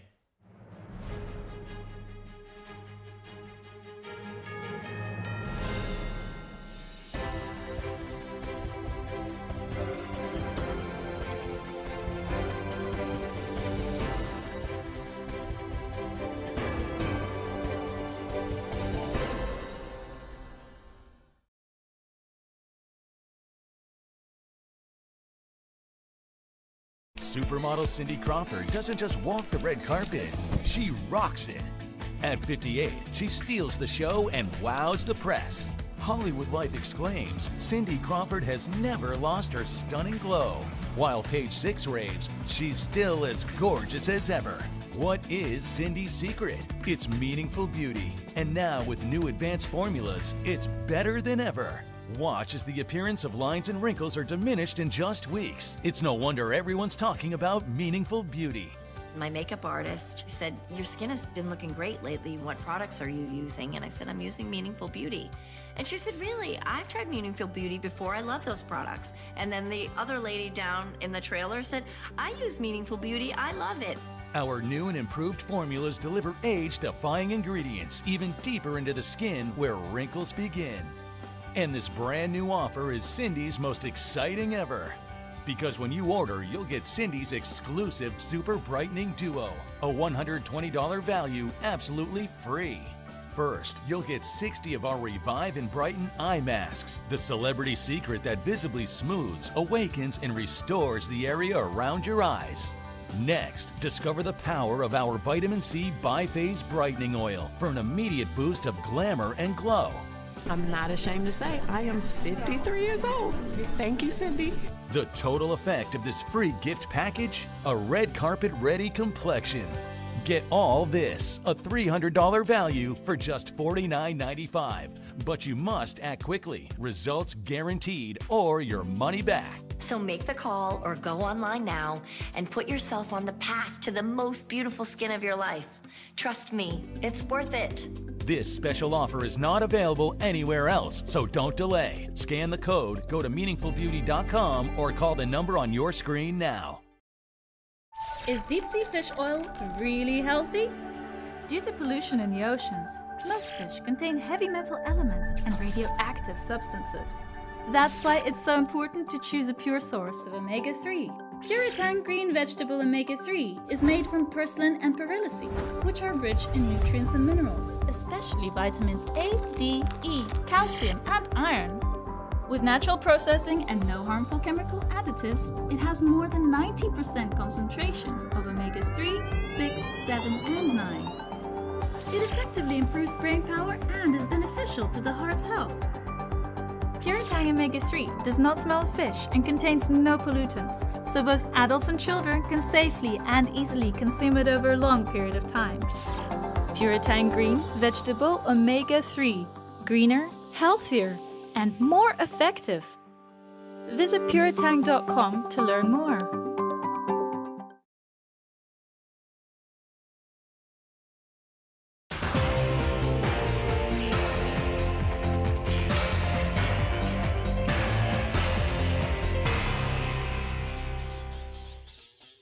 In today's Business Matters, Boeing reports its largest annual loss since 2020. General Motors, on the other hand, rakes in record profits. Republican attorneys general demand Costco drop its diversity, equity, and inclusion policies. And Volkswagen considers a Chinese investment in its Germany plants. Now, Boeing reports a loss of $3.8 billion in the fourth quarter. Revenue for the quarter through December fell 31% to $15.2 billion. After landing record high profits in the 2010s, Boeing has bled more than $30 billion since 2019.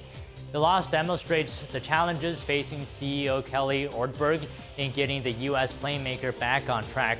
The company also faces scrutiny from regulators and customers following a series of incidents. Competition from rival Airbus in the delivery race is adding pressure as well. General Motors reported record profits for 2024 today. The company said it expects even better operating results in the year ahead. But the automaker also admitted new policies under the Trump administration could impact those projections.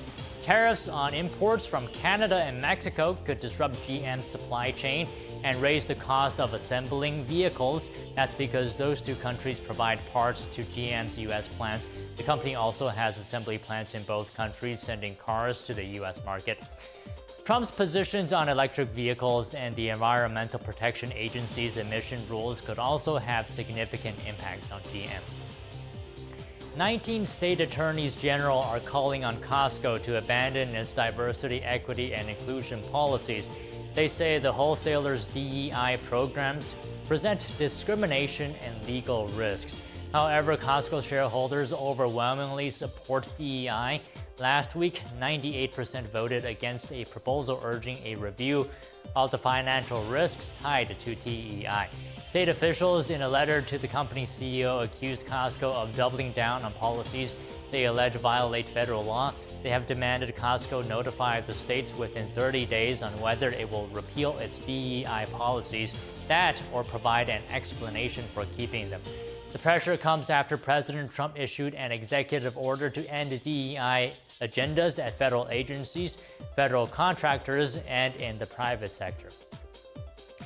Volkswagen CEO says there are discussions with Chinese investors over the firm's German factories, but no concrete decisions. Volkswagen has 3 joint venture partners in China and owns a stake in Chinese EV startup XPeng. None currently have production facilities in Europe. Volkswagen is exploring alternative uses for 2 of its factories to scale back its German operations. Europe's biggest automaker owns major brands including Porsche and Audi, but falling sales have been exacerbated by rising competition from Chinese car manufacturers. Top executives wanted to close several plants, but have faced resistance from unions. Meanwhile, Whole Foods just got its first union. Workers at a store in Philadelphia's Center City neighborhood voted to join the union, the United Food and Commercial Workers. It was a close vote with 130 employees for and 100 against. The union says the workers want better compensation and working conditions. Whole Foods claims it's already offering competitive wages, great benefits, and career advancement. The union still faces a potentially long road. Amazon, which owns Whole Foods, has a history of anti-union stances, has refused to negotiate with the union workers who were voted in at Staten Island warehouse. Now, if you visited the grocery store lately, you've likely noticed one thing, and that is the price of eggs is going through the roof. NTD's Andrew Thomas has more on the bird flu and its impact on this kitchen staple. Eggs are a staple in most American fridges. Now bird flu is forcing farmers to slaughter millions of chickens a month, driving up prices. For shoppers like Sage Mills, the price of eggs is stunning. So I bought eggs just a few days ago, actually. I was making a birthday cake for my boyfriend. And they were, I saw they ranged from $6 to $8 for just even like a dozen of them. And that was, I even said to myself, I'm like, this is blasphemy. It's just robbery. U.S. egg prices doubled in the summer of 2023. Today, Minneapolis grocery store owner Mike Vickers gets a dozen eggs for $7.45. He sells them for $7.59, making just a 14-cent profit. Right now, we can't get any organic, we can't get any cage-free, we can't get any brown. At this point, we're limited to large eggs, jumbo eggs, and 18-count eggs. And they just went up again. Vickers doesn't want to sell expensive eggs, but it's the only way he can get by. It's the first time in my life that I've ever had to be kind of embarrassed on what I'm selling eggs for, and it's not our fault. Andrew Thomas, NTD News. On the eve of the Lunar New Year of the Snake, people in Taipei rushed to buy their favorite food and goods at the famous Nanmen Market. Taiwan's Nanmen Market is one of the most popular traditional markets in the capital. Sausages and sweets are among the most popular because they can be kept longer.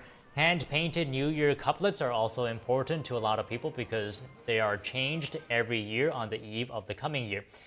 They're paired with red papers and put at the entrance to households. Taiwan's National Palace Museum is celebrating its 100th year this year, inviting calligraphers to write New Year couplets for visitors. Businesses are closed during the Lunar New Year holidays, encouraging people to go out and shop in the first coming days of the year. And we have breaking news. The Senate just voted to confirm Sean Duffy as Transportation Secretary. The final vote count is 77 to 22. This makes him the 6th Trump cabinet member to be confirmed. Senate Majority Leader John Thune is planning to schedule more confirmation votes this week for EPA nominee Lee Zeldin and Secretary of the Interior nominee Doug Burgum, as well as Energy Secretary nominee Christopher Wright and Veterans Affairs nominee Doug Collins.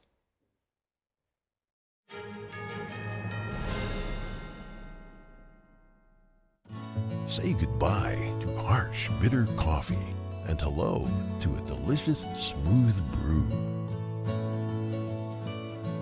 With specialty quality beans, expertly roasted in-house, you'll taste the difference with every sip. Fermented with a blend of 50 enzymes, Dave's Coffee delivers a rich brew like no other. Made with the highest grade specialty beans available, you're sure to taste the difference. Elevate your morning with Dave's enzyme fermented coffee.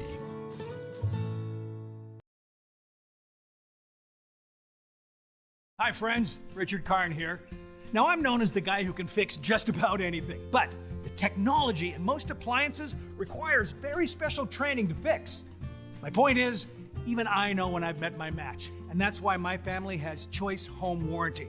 So we won't get stuck with high-priced repairs. Choice Home Warranty covers over 25 major home systems and appliances. That's your AC, heating, plumbing, kitchen and laundry appliances, and so much more. Imagine for less than a cup of coffee a day, Choice Home Warranty can help protect you from expensive major system and appliance breakdowns that your homeowner's insurance doesn't cover.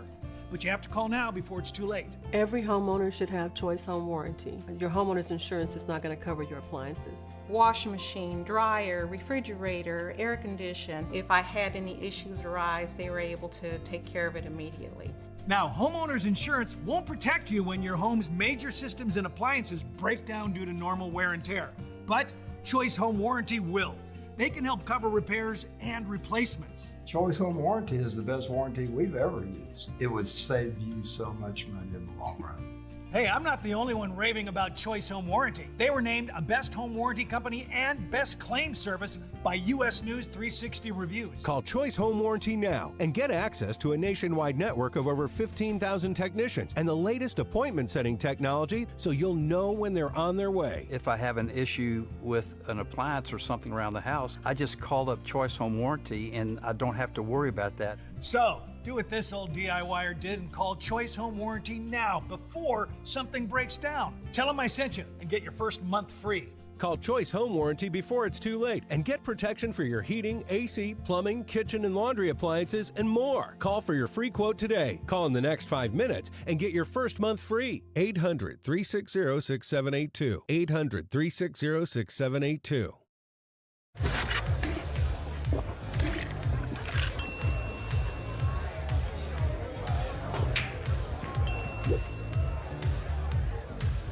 If you need to do something to feel okay to drive, you're not okay to drive. Don't drive buzzed.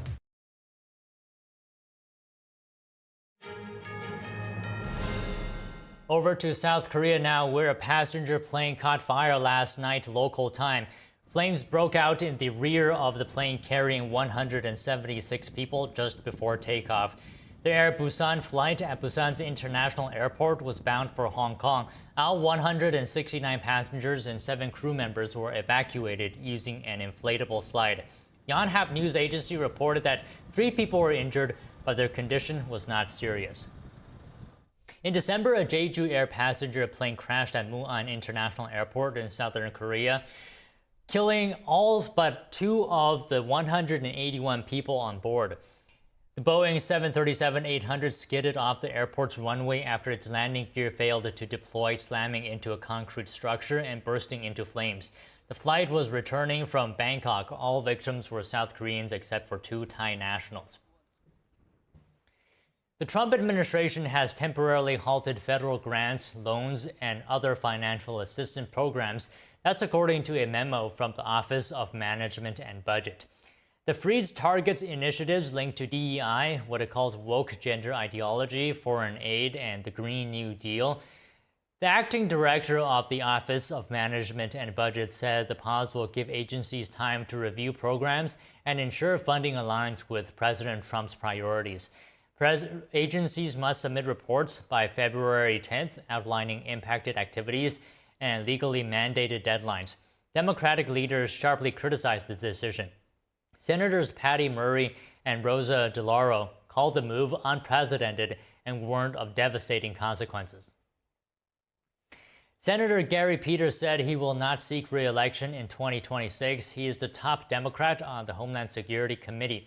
Peters released a video and press release today announcing his decision. There are many ways people can choose to serve their community, and all are important. The how and when we serve is different for everyone, and what we do becomes part of a unique individual life story, having many chapters. Our founding fathers envisioned members of Congress as citizens, serving their country for a few terms, and then returning to private life. I agree. After 3 terms in the House and 2 terms in the Senate, I believe now is time for me to write a few more paragraphs in my current chapter and then turn over the reins. I will therefore not seek re-election in 2026. At the age of 66, Peters represents key battleground state Michigan. In an interview with the Detroit News, Peters said he would not resign but won't seek re-election. He said he, quote, never saw service in Congress as something you do your whole life. Republicans now hold a 53-47 majority in the Senate. Peters' decision will affect the battle for control of the chamber in 2 years. It could also affect Michigan's closely watched gubernatorial race. Florida is holding special primary elections today. Candidates are vying for a pair of open U.S. House seats. President Trump has backed Florida CFO Jimmy Patronis in the 1st District and State Senator Randy Fine in the 6th District. Both candidates appear to have strong leads. They're both dominating fundraising and securing support from outside groups. Patronis is running to replace former Representative Matt Gaetz, while Fine looks to fill the seat left by Michael Waltz, now Trump's national security advisor. These heavily Republican districts make today's GOP primary winners likely favorites in the April 1st general elections. The military is undergoing a significant transformation. President Trump has signed multiple executive orders aimed at enhancing military readiness, including the development of an Iron Dome missile defense system. NTD's Daniel Monahan breaks down what these changes mean for the country. The first executive order, titled Restoring America's Fighting Force, seeks to reinstate meritocracy in the U.S. Armed Forces. It bans any preference-based policies related to diversity, equity, and inclusion in the military. The order emphasizes the elimination of race and sex-based discrimination, promoting equal treatment for all service members. According to the order, this approach is intended to strengthen leadership, unit cohesion, and force readiness while upholding fairness and military excellence. The second executive order, titled Prioritizing Military Excellence and Readiness, addresses Pentagon policies on individuals with gender dysphoria. The order suggests a future ban on their military service, stating, "A man's assertion that he is a woman and his requirement that others honor this falsehood is not consistent with the humility and selflessness required of a service member." While the order does not impose an immediate ban, it directs the Pentagon to formulate a policy based on military readiness. It also prohibits the use of gender-based pronoun changes and mandates gender-specific facilities. A third executive order directs Defense Secretary Pete Hegseth to reinstate all active and reserve service members who were previously discharged for failing to get the COVID-19 vaccine. The lawful orders of the President of the United States will be executed inside this Defense Department swiftly and without excuse.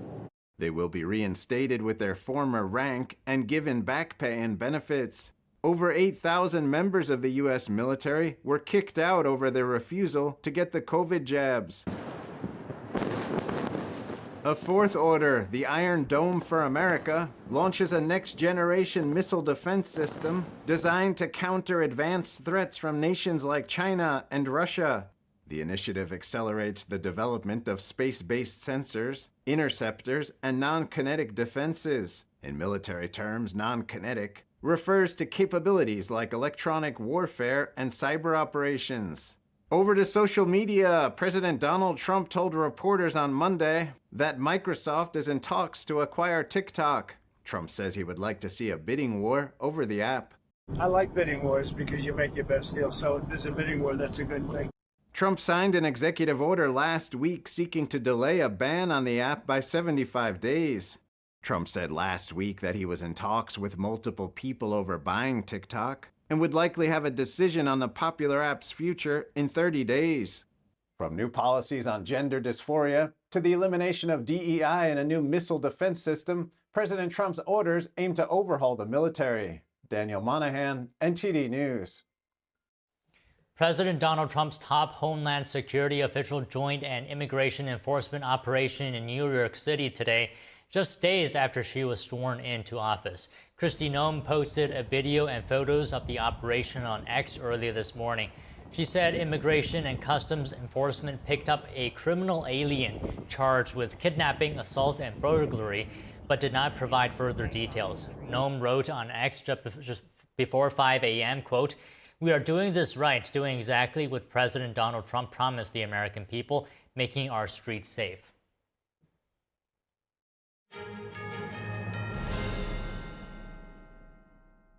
Whispered across generations, a hidden secret unveils the essence of longevity and vitality, a timeless legend regarding energy and wonder. Rooted in ancient health wisdom, we proudly introduce Pure Tang Black Ginseng, a 100% natural organic energy drink made from premium 6-year-old Korean ginseng. It takes 2,260 days and nights from seed to growth, undergoing a meticulous 9-step process of steaming and drying. Black ginseng reaches its full potency, enriched with ginsenoside RG3 and enhanced absorption efficiency. No sugar, no caffeine, no artificial ingredients. Experience the pure, natural power of Pure Tang Black Ginseng. Nourish your body, strengthen your immunity, and boost your energy. To order Pure Tang Black Ginseng. Happening now, White House Press Secretary Karoline Leavitt holding her first press briefing with media. Let's tune in. Toward common sense to the federal government.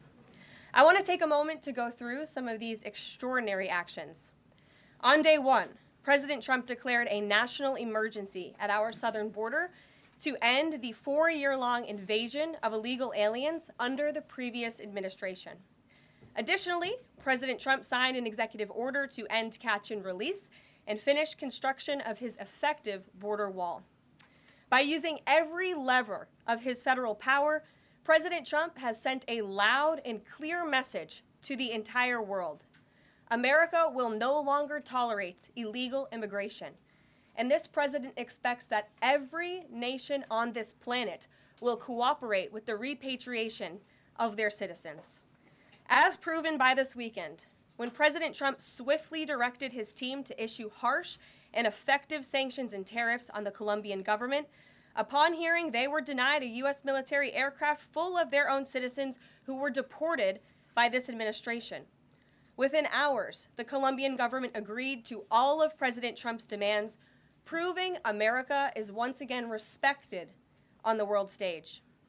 So, to foreign nationals who are thinking about trying to illegally enter the United States, think again. Under this president, you will be detained and you will be deported. Every day, Americans are safer because of the violent criminals that President Trump's administration is removing from our communities. On January 23rd, ICE New York arrested a Turkish national for entry without inspection who is a known or suspected terrorist. On January 23rd, ICE San Francisco arrested a citizen of Mexico unlawfully present in the United States who has been convicted of continuous sexual abuse of a child aged 14 years or younger. ICE St. Paul has arrested a citizen of Honduras who was convicted of 4th-degree criminal sexual conduct with a minor. ICE Buffalo arrested a citizen of Ecuador who has been convicted of rape. ICE Boston arrested a citizen of the Dominican Republic who has a criminal conviction for 2nd-degree murder. This criminal was convicted of murder for beating his pregnant wife to death in front of her 5-year-old son. And ICE St. Paul also arrested a citizen of Mexico who was convicted of possessing pornographic material of a minor on a work computer. These are the heinous individuals that this administration is removing from American communities every single day, and to the brave state and local law enforcement officers, CBP, and ICE agents who are helping in the facilitation of this deportation operation, President Trump has your back, and he is grateful for your hard work. On the economic front, President Trump took immediate action to lower costs for families who are suffering from 4 long years of the Biden administration's destructive and inflationary policies. President Trump ordered the heads of all executive departments and agencies to help deliver emergency price relief to the American people, untangle our economy from Biden's regulatory constraints, and end the reckless war on American energy. President Trump also signed sweeping executive orders to end the weaponization of government and restore common sense to the federal bureaucracy. He directed all federal agencies to terminate illegal diversity, equity, and inclusion programs to help return America to a merit-based society. President Trump also signed an executive order declaring it is now the policy of the federal government that there are only 2 sexes, male and female. Sanity has been restored. Before I take your questions, I would like to point out to all of you once again have access to the most transparent and accessible president in American history. There has never been a president who communicates with the American people and the American press corps as openly and authentically as the 45th and now 47th president of the United States. This past week, President Trump has held multiple news conferences, gaggled on Air Force One multiple times, and sat down for a 2-part interview on Fox News, which aired last week. As Politico summed it up best, Trump is everywhere again. And that's because President Trump has a great story to tell about the legendary American revival that is well underway.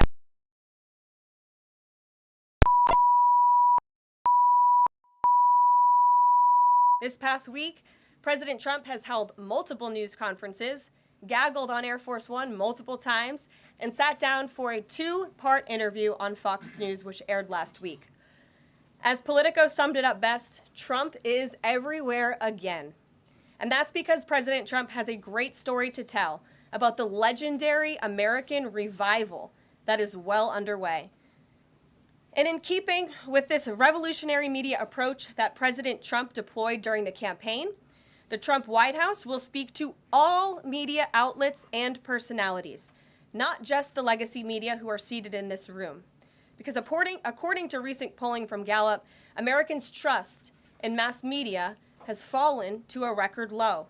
Millions of Americans, especially young people, have turned from traditional television outlets and newspapers to consume their news from podcasts, blogs, social media, and other independent outlets. It's essential to our team that we share President Trump's message everywhere and adapt this White House to the new media landscape in 2025. To do this, I am excited to announce the following changes will be made to this historic James S. Brady briefing room, where Mr. Brady's legacy will endure. This White House believes strongly in the First Amendment, so it's why our team will work diligently to restore the press passes of the 440 journalists whose passes were wrongly revoked by the previous administration. We're also opening up this briefing room to new media voices who produce news-related content and whose outlet is not already represented by one of the seats in this room. We welcome independent journalists, podcasters, social media influencers, and content creators to apply for credentials to cover this White House. And you can apply now on our new website, whitehouse.gov/newmedia. Starting today, this seat in the front of the room, which is usually occupied by the press secretary's staff, will be called the new media seat. My team will review the applications and give credentials to new media applicants who meet our criteria and pass United States Secret Service requirements to enter the White House complex. So in light of these announcements, our first questions for today's briefing will go to these new media members whose outlets, despite being some of the most viewed news websites in the country, have not been given seats in this room. And before I turn to questions, I do have news directly from the President of the United States that was just shared with me in the Oval Office. From President Trump directly, an update on the New Jersey drones. After research and study, the drones that were flying over New Jersey in large numbers were authorized to be flown by the FAA for research and various other reasons. Many of these drones were also hobbyists, recreational, and private individuals that enjoy flying drones. In time, it got worse due to curiosity. This was not the enemy. A statement from the President of the United States to start this briefing with some news. And with that, I will turn it over to questions. And we will begin with our new media members, Mike Allen from Axios, Matt Boyle from Breitbart. Mike, why don't you go ahead? Thank you very much. Karoline, does the president see anything fishy about Deepseek, either its origins or its cost? And could China's ability to make these models quicker, cheaper, affect our thinking about expanding generation data centers, chip manufacturing? Sure. The president was asked about Deepseek last night on Air Force One when he gaggled for, I think, the third or fourth time throughout the weekend with members of the traveling press corps. The president said that he believes that this is a wake-up call to the American AI industry. The last administration sat on their hands and allowed China to rapidly develop this AI program. And so President Trump believes in restoring American AI dominance. And that's why he took very strong executive action this past week to sign executive orders to roll back some of the onerous regulations on the AI industry. And President Trump has also proudly appointed the first AI and crypto czar at this White House, David Sachs, whom I spoke with yesterday, very knowledgeable on this subject, and his team is here working every single day to ensure American AI dominance. As for the national security implications, I spoke with NSC this morning. They are looking into what those may be, and when I have an update, I will share it with you, Mike. Karoline, you say restore U.S. dominance. Is there a fear that the U.S. either is falling or has fallen behind? And how would the president make sure the U.S. stays ahead? No, the president is confident that we will restore American dominance in AI. Yeah, so Karoline, first off, thank you to you and President Trump for actually giving voices to new media outlets that represent millions and millions of Americans. The thing I would add, I've got a two-part question for you. The first is just can you expand upon what steps the White House is going to take to bring more voices, not less, which is what our founder, Andrew Breitbart, believed in, into this room where they rightfully belong? Yeah. Absolutely. And as I said in my opening statement, Matt, it is a priority of this White House to honor the First Amendment. And it is a fact that Americans are consuming their news media from various different platforms, especially young people. And as the youngest press secretary in history, thanks to President Trump, I take great pride in opening up this room to new media voices to share the president's message with as many Americans as possible. In doing so, number one, we will ensure that outlets like yours, Axios and Breitbart, which are widely respected and viewed outlets, have an actual seat in this room every day. We also, again, encourage anybody in this country, whether you are a TikTok content creator, a blogger, a podcaster, if you are producing legitimate news content, no matter the medium, you will be allowed to apply for press credentials to this White House. And as I said earlier, our new media website is whitehouse.gov/new media. And so we encourage people to apply. Again, as long as you are creating news-related content of the day and you're a legitimate independent journalist, you're welcome to cover this White House. And secondly, Karoline, you said you laid out several of the actions that President Trump has taken. That obviously it's a stark contrast to the previous administration of breakneck speed from President Trump. Can we expect that pace to continue as the first 100 days moves along here and beyond that?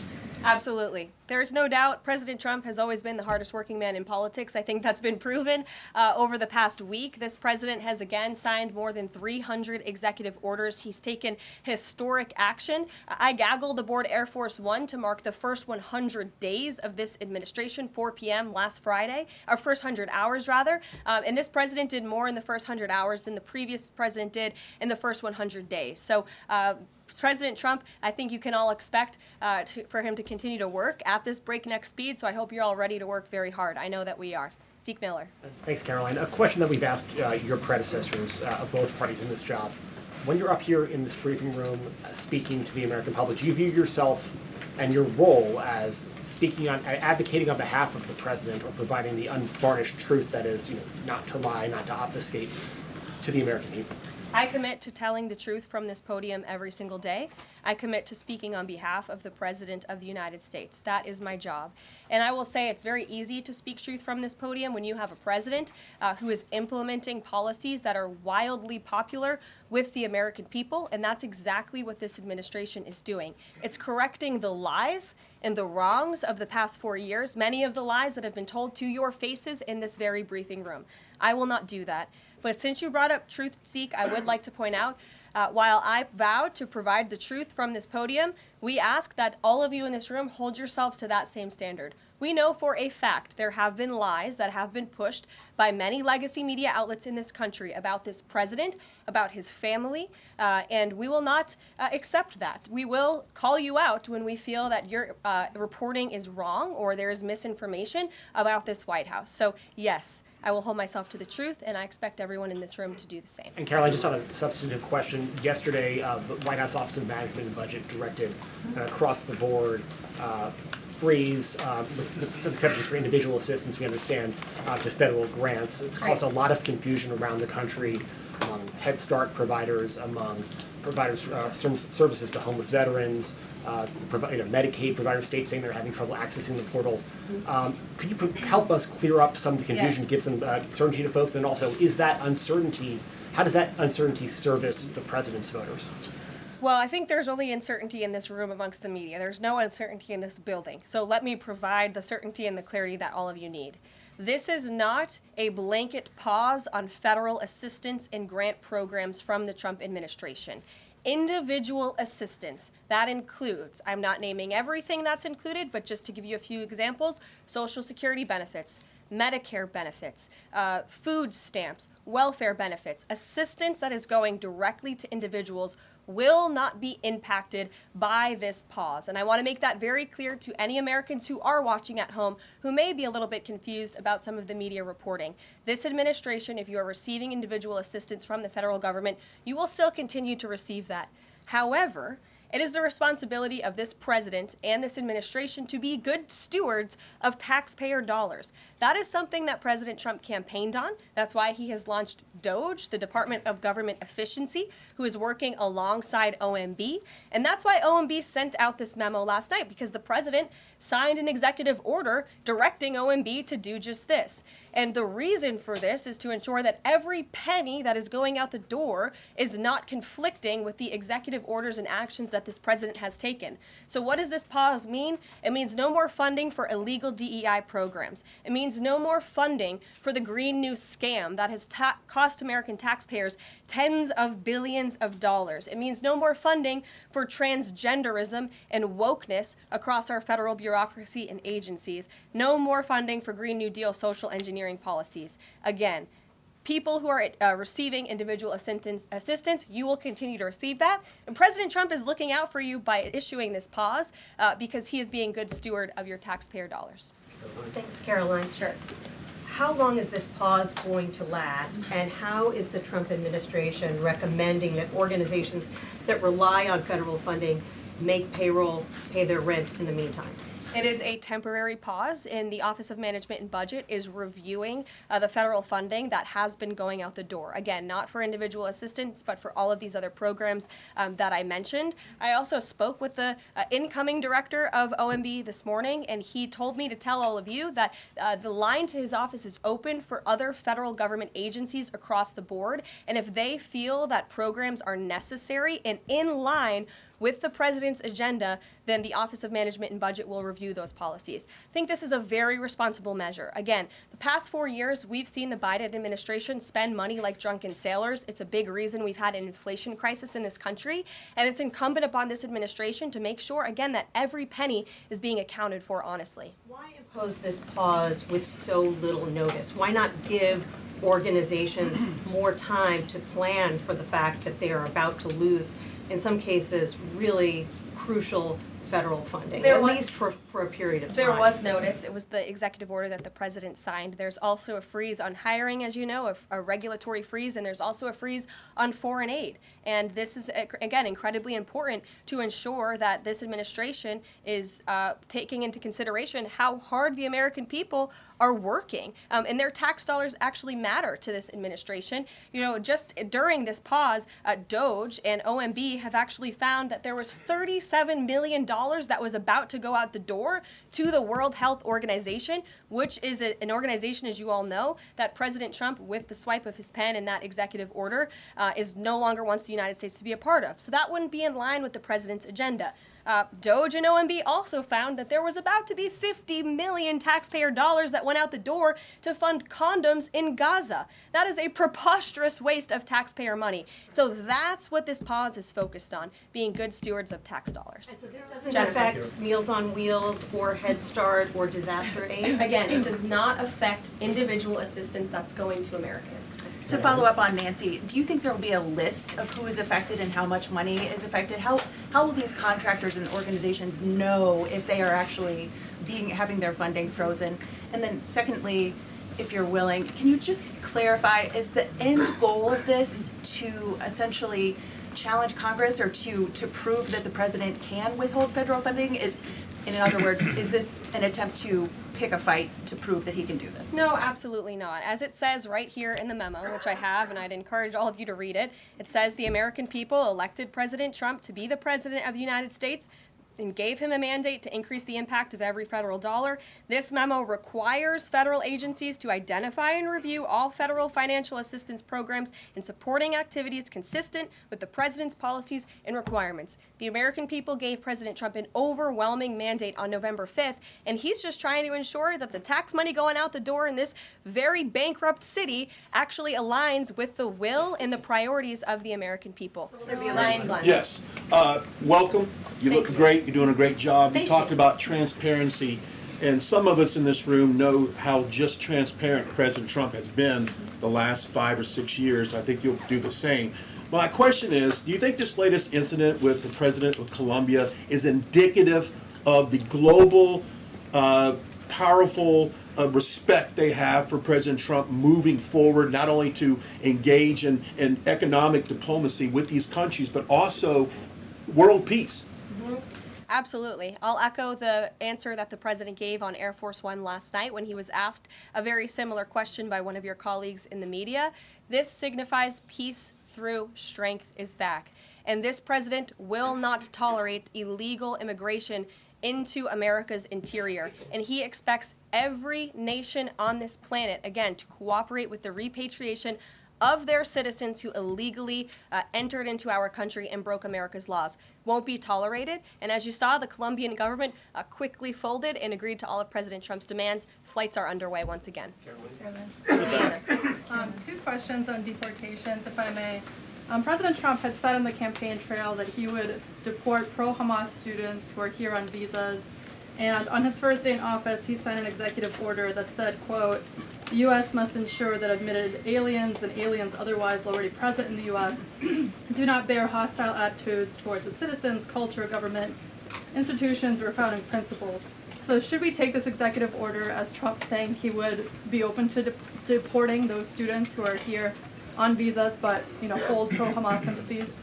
The president is open to deporting individuals who have broken our nation's immigration laws. So if they are here illegally, then certainly he is open to deporting them. And that's what this administration is hard at work at doing. We receive data from DHS and from ICE every single day. From what we hear on the ground, ICE agents are feeling incredibly empowered right now because they actually have a leader in this building who is supporting them in doing their jobs that they were hired to do, which is to detain, arrest, and deport illegal criminals who have invaded our nation's borders over the past 4 years. That's what the president is committed to seeing. Peter. Very quickly, just following up on the question on immigration first. President Trump, during the course of the campaign in 2024, said the following about illegal immigration. He said, they're going back home where they belong, and we start with the criminals. There are many, many criminals. NBC News has learned that ICE arrested 1,179 undocumented immigrants on Sunday, but nearly half of them, 566 of the migrants, appear to have no prior criminal record. besides entering the country illegally? Is the president still focused exclusively, which is a civil crime, it's not criminal? It's a federal crime. So I'm asking though, he said he was going to focus on those violent offenders first. So is violent offenders no longer the predicate for these people to be deported? The president has said countless times on the campaign trail, I've been with him at the rallies, I know you've been there covering them too, Peter, that he is focused on launching the largest mass deportation operation in American history of illegal criminals. And if you are an individual, a foreign national, who illegally enters the United States of America, you are, by definition, a criminal. And so therefore, you are subject to deportation. I apologize for interrupting. So to be clear, it's not violent criminals do not receive precedence in terms of the deportations taking place. The president has also said two things can be true at the same time. We want to deport illegal criminals, illegal immigrants from this country, but the president has said that, of course, the illegal criminal drug dealers, the rapists, the murderers, the individuals who have committed heinous acts on the interior of our country and who have terrorized law-abiding American citizens, absolutely, those should be the priority of ICE, but that doesn't mean that the other illegal criminals who entered our nation's borders are off the table. Understood. Then let me ask you a separate question about the confusion that still exists across the country right now as it relates to the freeze or the pause as it's described. President Trump, of course, ran one of the key policy items was that he was going to lower prices, lower the cost of everything from groceries, as he often said. But in many of the cases, it would seem that some of these moves could raise prices for real Americans on everything from low-income heating, that program, child care programs.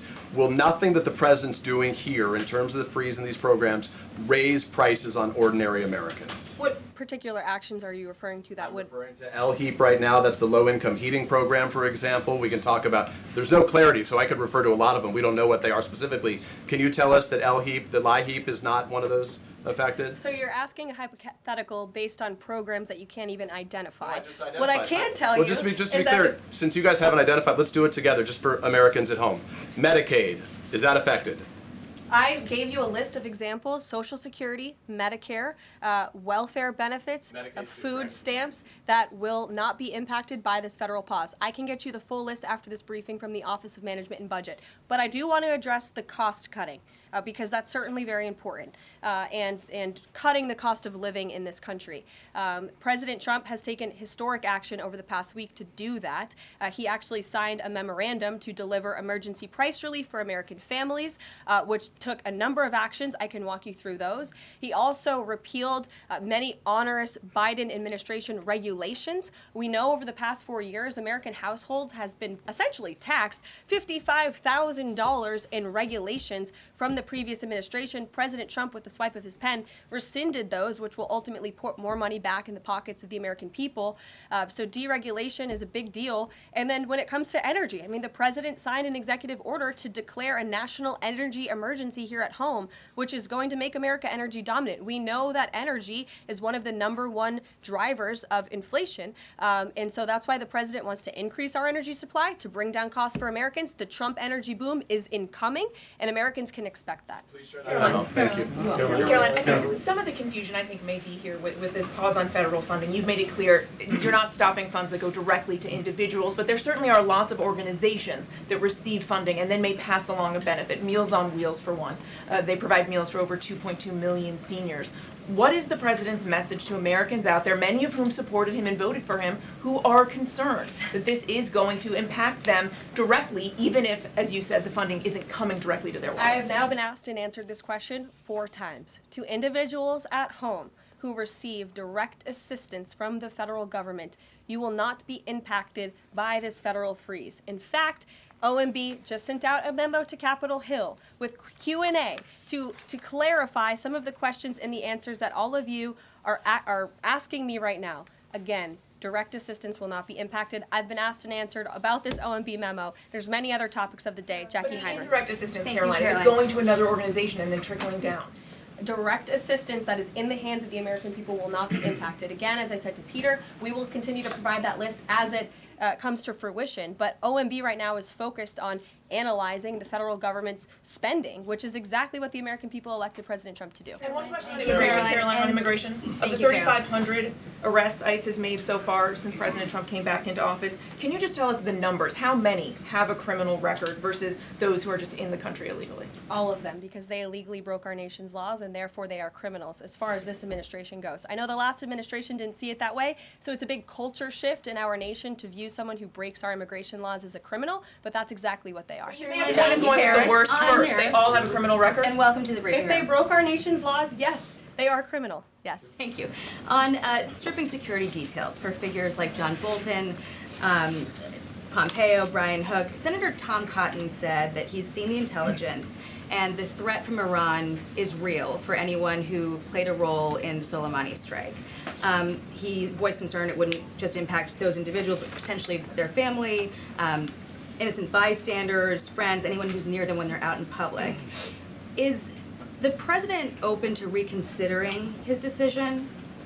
The president was asked and answered this yesterday, and he was firm in his decision despite some of the comments that you had referenced, and he's made it very clear that he does not believe American taxpayers should fund security details for individuals who have served in the government for the rest of their lives, and there's nothing stopping these individuals that you mentioned from obtaining private security. That's where the president stands on it. I have no updates on that. Is there any concern that this decision might jeopardize the administration's ability to hire the best advisors for these kinds of positions in the future? No, in fact, I've talked to the Presidential Personnel Office who has told me directly that there is such an influx of resumes for this administration that it's incredibly overwhelming. There is no lack of talent for the Trump administration. Reagan, would he take any responsibility if anything happened to these people? Would he feel at all that his decision was a factor in that? The president was asked and answered this yesterday. I defer you to his comments. Karoline. Reagan, since you're in the back row, I hear you. The back row hasn't gotten much attention in the last 4 years, so I'm happy to answer your question. And I can project.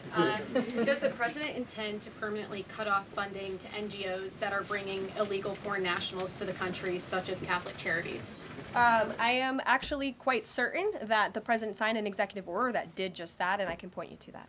More, Karoline, President Trump issued an executive order on increased vetting for refugees and visa applications. Right. Part of that order was considering an outright ban for countries that have deficient screening processes.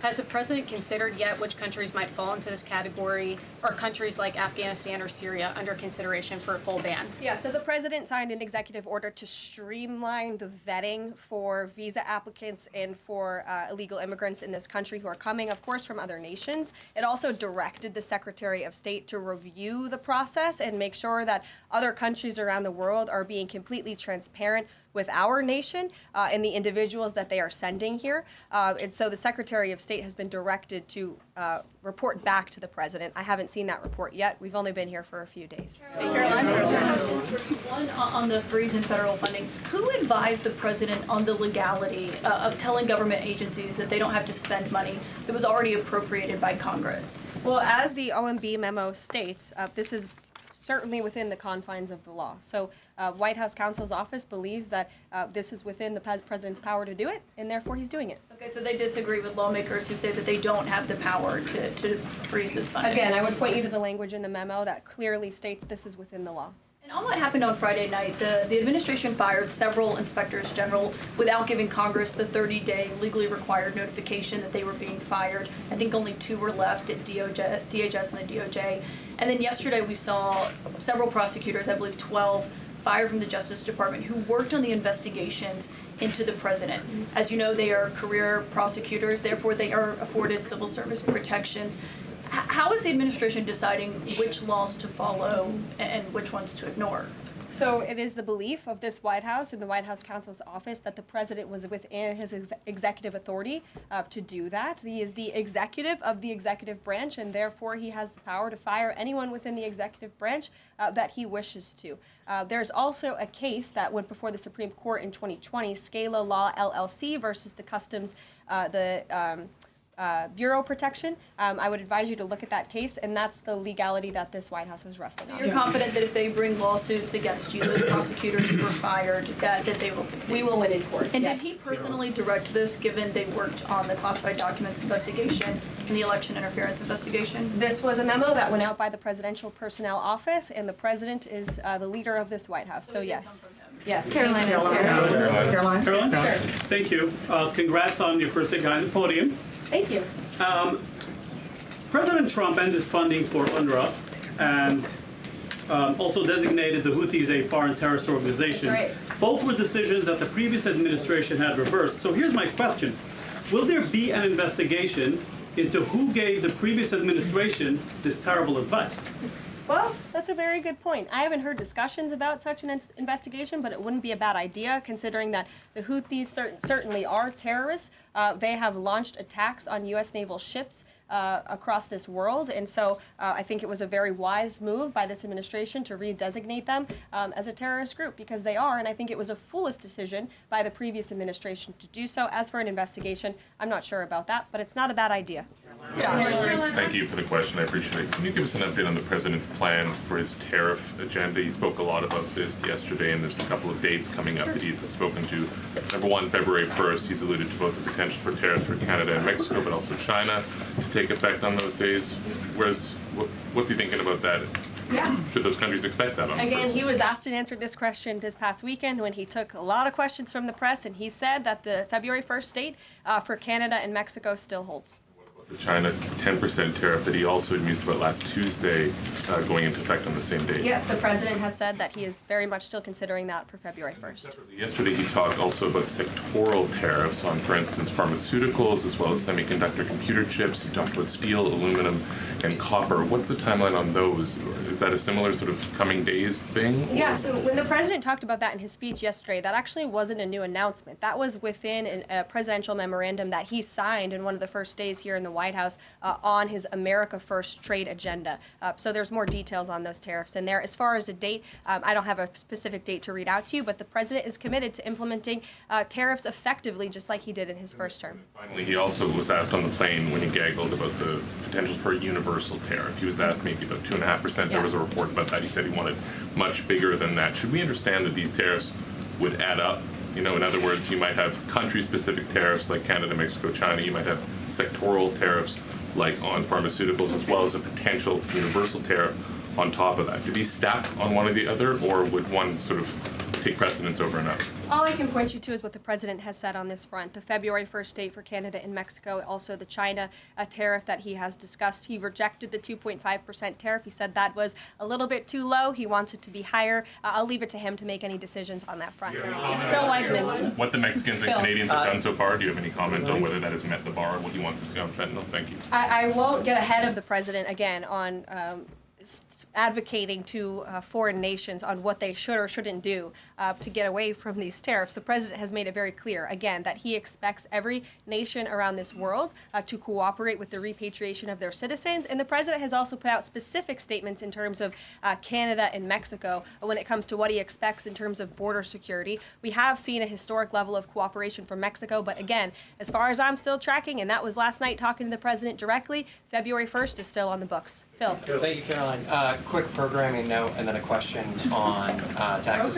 Well, in terms of programming, should we expect to see you here every day? How frequently will these press briefings be? It is a good question, April. So look, the president, as you know, is incredibly accessible. First day here, he wanted all of you in the Oval Office. You got a 60-minute press conference with the leader of the free world while he was simultaneously signing executive orders. I may add that's pretty impressive. I don't think the previous office holder would be able to pull such a thing off. So look, the president is the best spokesperson that this White House has, and I can assure you that you will be hearing from both him and me as much as possible. And then a question about tax cuts. The president has promised to extend the tax cuts from the previous term. I'm curious, does the president support corresponding spending cuts as some Republicans have called for in Congress? And will the new Treasury Secretary be leading those negotiations with the Hill as Mnuchin did during the first administration? The president is committed to both tax cuts and spending cuts. And he has a great team negotiating on his behalf, but there's no better negotiator than Donald Trump, and I'm sure he'll be involved in this reconciliation process as it moves forward. Karoline, in the announcement that you made last night on the Iron Dome, it said the president had directed that the United States will build this Iron Dome. Yeah. When you read into the executive order, it seemed short of that. It asked for a series of studies and reports back to him. Can you tell us whether the president has directed this? And if he is as concerned on this issue, why the suspensions that we saw listed by OMB included so many different nuclear programs, non-proliferation programs, programs to blend down nuclear weapons, and so forth? First of all, when it comes to the Iron Dome, the executive order directed the implementation of an Iron Dome. It also, as you said, kind of directed research and studies to see if or how the United States can go about doing this, particularly the Department of Defense. When it comes to the other question that you asked about those specific programs, again, I would say this is not a ban. This is a temporary pause and a freeze to ensure that all of the money going out from Washington, D.C. is aligned with the president's agenda. And as the Office of Management and Budget has updates on what will be kickstarted once again, I will provide those to you. Just clarify for a sec what you were saying before on Medicaid. It wasn't clear to me whether you were saying that no Medicaid would be cut off. Obviously, a lot of this goes to states before it goes to individuals and so forth. So are you guaranteeing here that no individual now on Medicaid would see a cutoff because of the pause? I'll check back on that and get back to you. John. Thanks a lot, Karoline. As you know, in the first week that the president was in office, signed an executive order as it relates to birthright citizenship, trying to eliminate that. Now, 22 state attorney generals have said that this is unconstitutional. A federal judge has just agreed with their argument. What's the administration's argument for doing away with birthright citizenship? The folks that you mentioned have a right to have that legal opinion, but it is in disagreement with the legal opinion of this administration. This administration believes that birthright citizenship is unconstitutional, and that is why President Trump signed that executive order. Illegal immigrants who come to this country and have a child are not subject to the laws of this jurisdiction. That's the opinion of this administration. We have already appealed the lawsuit that was filed against this administration, and we are prepared to fight this all the way to the Supreme Court if we have to, because President Trump believes that this is a necessary step to secure our nation's borders and protect our homeland. On foreign policy, Karoline, on foreign policy, if I may, the president's commitment to the NATO Defense Alliance, is it as strong as the prior administration? Is it the same as when he served as president in his first term in office? As long as NATO pays their fair share, and President Trump has called on NATO allies to increase their defense spending to 5%.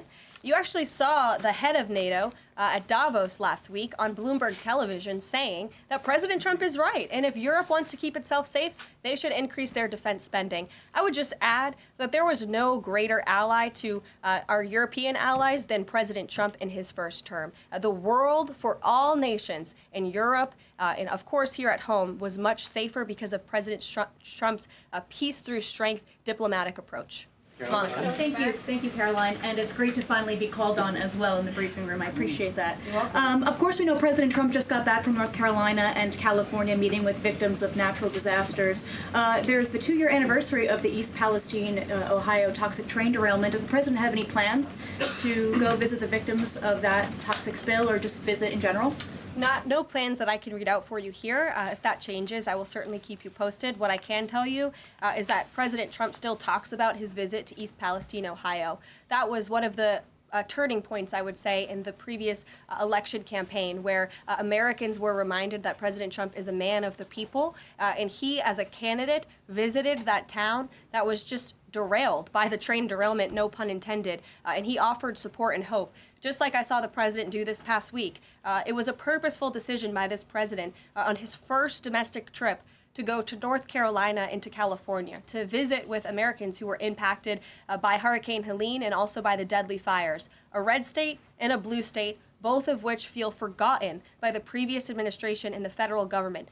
That is now ended under President Trump. He will continue to put Americans first, whether they're in East Palestine, in Pacific Palisades, or in North Carolina. Thank you, Caroline. On California, could you please clarify what the military did with the water last night as referenced in the president's Truth Social post? The water has been turned back on in California, and this comes just days after President Trump visited Pacific Palisades, and as you all saw, applied tremendous pressure on state and local officials in Pacific Palisades, including Los Angeles Mayor Karen Bass, to turn on the water and to direct that water to places in the south and in the middle of the state that have been incredibly dry, which has led to the expansion, the rapid expansion of these fires. So could you clarify what the military's role was, where the water came from, and how it got there? Again, the Army Corps of Engineers has been on the ground in California to respond to the devastation from these wildfires, and I would point out that just days after President Trump visited the devastation from these fires, the water was turned on. That is because of the pressure campaign he put on state and local officials there who clearly lack all common sense. And I will never forget being at that roundtable with the president last week and hearing the frustration in the voices of Pacific Palisades residents who feel as though their government has just gone insane. Before President Trump showed up on the scene, Karen Bass was telling private property owners that they would have to wait 18 months to access their private property. So this administration, the president and his team that's on the ground in California, Rick Grinnell, who he has designated to oversee this great crisis, it will continue to put pressure on Karen Bass and state and local officials to allow residents to access their properties. This is a huge part of it. These residents want to take part in their own clearing out of their properties. They should be able to do that. It's the United States of America. What happened to our freedom? Clearly it's gone in California, but not anymore under President Trump. April. Caroline, welcome to the briefing room. Thank you. Several questions, one on the pause. Will minority-serving institutions, preferably colleges and universities, have those monies held back temporarily at this moment? Again, I have not seen the entire list because this memo was just sent out. So I will provide you all with updates as we receive them, okay? Also, secondly, when it comes to immigration, there is this southern border focus. What happens to those who've overstayed their visas? That is part of the broken immigration system. In 2023, there was a report by the Biden administration, the Homeland Security Department, that said overstays of visas were 3 times more than usual. Will there be a focus on the overstays for visas as well? If an individual is overstaying their visa, they are therefore an illegal immigrant residing in this country and they are subject to deportation. And also lastly, as we're dealing with anti-DEI, anti-woke efforts, we understand this administration is thinking about celebrating Black History Month. Have you got any word on that? Anything that you can offer to us? As far as I know, this White House certainly still intends to celebrate, and we will continue to celebrate American history and the contributions that all Americans, regardless of race, religion, or creed, have made to our great country, and America is back. Christian Dayton. Thanks, Caroline. Just real quick, you mentioned the inflation executive order the president signed, but egg prices have skyrocketed since President Trump took office, so what specifically is he doing to lower those costs for Americans? Really glad you brought this up because there is a lot of reporting out there that is putting the onus on this White House for the increased cost of eggs. I would like to point out to each and every one of you that in 2024, when Joe Biden was in the Oval Office or upstairs in the residence sleeping, I'm not so sure, egg prices increased 65% in this country. We also have seen the cost of everything, not just eggs. Bacon, groceries, gasoline have increased because of the inflationary policies of the last administration. As far as the egg shortage, what's also contributing to that is that the Biden administration and the Department of Agriculture directed the mass killing of more than 100 million chickens, which has led to a lack of chicken supply in this country, therefore a lack of egg supply, which is leading to the shortage. So I will leave you with this point. This is an example of why it's so incredibly important that the Senate moves swiftly to confirm all of President Trump's nominees, including his nominee for the United States Department of Agriculture, Brooke Rollins, who is already speaking with Kevin Hassett, who's leading the economic team here at the White House, on how we can address the egg shortage in this country. As for costs, I laid out the plethora of ways that President Trump has addressed saving costs for the American people over the past week. He looks forward to continuing and doing that in the days ahead. Thank you guys. One more border question. Are Medicaid portals down in all 50 states?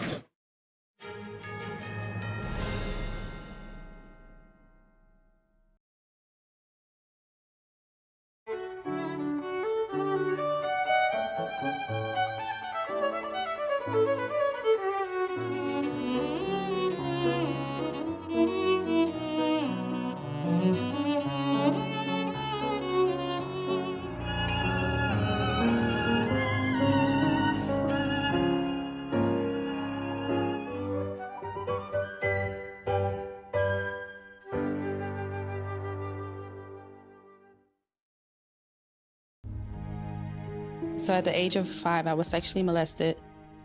I had my first child at the age of 15 and became homeless at the age of 16. The scariest part about not having a place to live was having a child and not having a place to live and not knowing where our meal was going to come from and where we're going to sleep. To be homeless as a teen, I didn't ask for that. No young person should ever have to worry about having a safe place to sleep at night, or a warm meal to eat, or whether anyone cares about them. 1 in 10 young adults will experience a form of homelessness this year, and that's unacceptable. But the good news is there is an organization making a big difference, Covenant House. Call or go online now. For a gift of only $19 a month, just 63 cents a day, you can provide hot meals, safe shelter, medical care, and love to more than 2,000 young people who sleep at a Covenant House every night. For over 50 years, Covenant House has been helping youth in crisis. It was pretty tough. But Covenant House really helped me and really helped mold me into the woman I am today. Call or go online right now to safeplacetosleep.org with your gift of just $19 a month. With your monthly donation, you'll receive this soft, comforting blanket as a reminder of the warmth and safety your gift will provide a young person tonight. I have no words to express how Covenant House changed my life. They gave me the love that I needed. They just really genuinely just wanted to help me succeed, and I'm succeeding. Your $19 monthly gift is urgently needed to reach other young people who are facing unimaginable situations. Call or go online to safeplacetosleep.org. Your support makes the work of Covenant House possible. Thank you for caring. Hi, I'm Smokey Bear, and I made an assistant to help you out, because only you can prevent wildfires. Hey, Assistant Smokey Bear, call me Papa Bear, because I'm grilling up dinner. Do you get it? Yes, good job. So, what should I do with all these coals? Don't just toss them out. Put them in a metal container because those embers can start a wildfire. I understand. The stakes are high. Ha, ha, ha, ha. See, Smokey thinks I'm funny.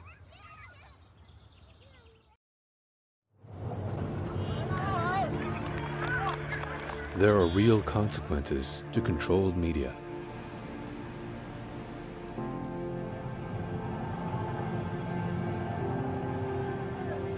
And NTD's founders know them firsthand. Our freedom of thought is the price. This is the lesson that guides us in everything we do. So there's the tear gas there. We know the value of a free society. And we take seriously the responsibility to preserve it. We are NTD.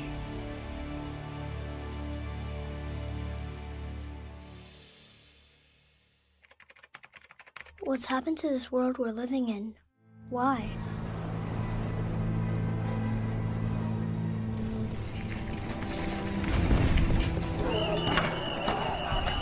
For the 4 years he has been on this earth, he has known nothing but war. Wherever I go, the things I see, I just want to turn away.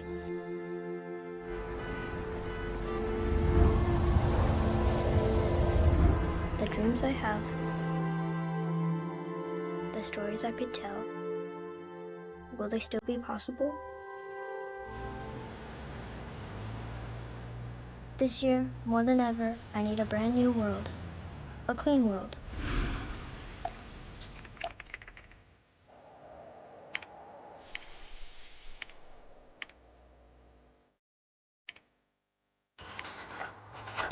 Where I can improve myself and be inspired.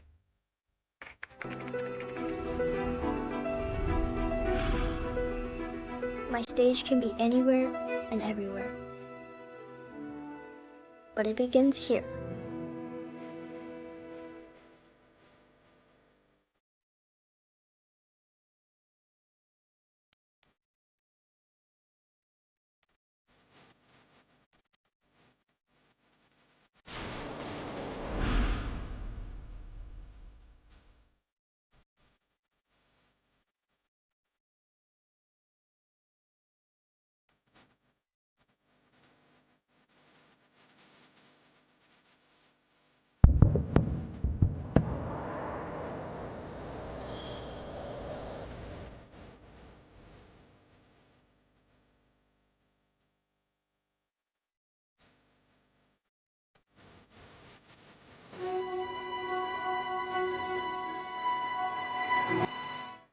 Ganjing World, a brighter way of life.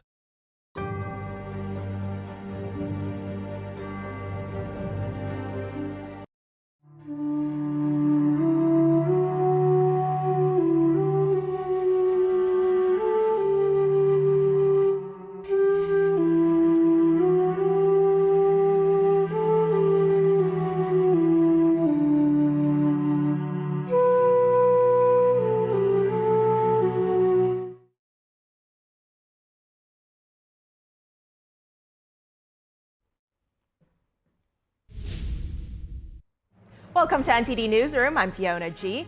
White House Press Secretary Karoline Leavitt gives her first media briefing today, inviting new media to the briefing room. More on what was discussed.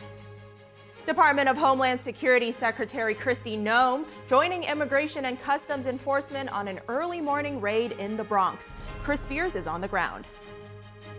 A plane catches fire moments before departure in Busan, South Korea. Fortunately, all passengers and crew were evacuated. House Republicans look for potential offsets to President Trump's pricey policy plans. More on their debate. A Senate hearing examines concerns over the Panama Canal and potential risks to U.S. security. One entity takes center stage, the Chinese Communist Party. The bird flu is sending egg prices soaring, and prices may not be coming down anytime soon. Grocers say the egg shortage is becoming critical.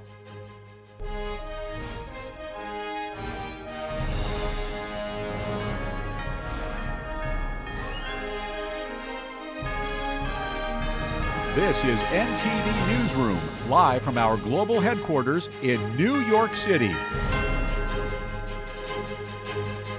ICE raids continue with a high-profile participant from the Trump administration. The president's newly appointed Homeland Security Secretary was in the Bronx for an Immigration and Customs Enforcement raid early this morning. And NTD's Chris Spears joins us now from the site where alleged footage from the raid was shot. Chris, give us the latest. Fiona, Trump's Homeland Security Secretary Kristi Noem was right here in the Bronx in New York City just this morning, posting on X, announcing the arrest of an illegal immigrant on kidnapping, assault, and burglary charges. She's also posting a video in that post of a man walking in handcuffs on the sidewalk right behind me here, being led by law enforcement to a police car. She's saying, we are doing this right, doing exactly what President Donald Trump promised the American people, making our streets safe. It's not clear who the person in that video was or where they are from. In terms of the ICE raids more broadly, ICE saying just this morning that in the past 24 hours, they have arrested 969 people and lodged 869 detainers. Department of Homeland Security saying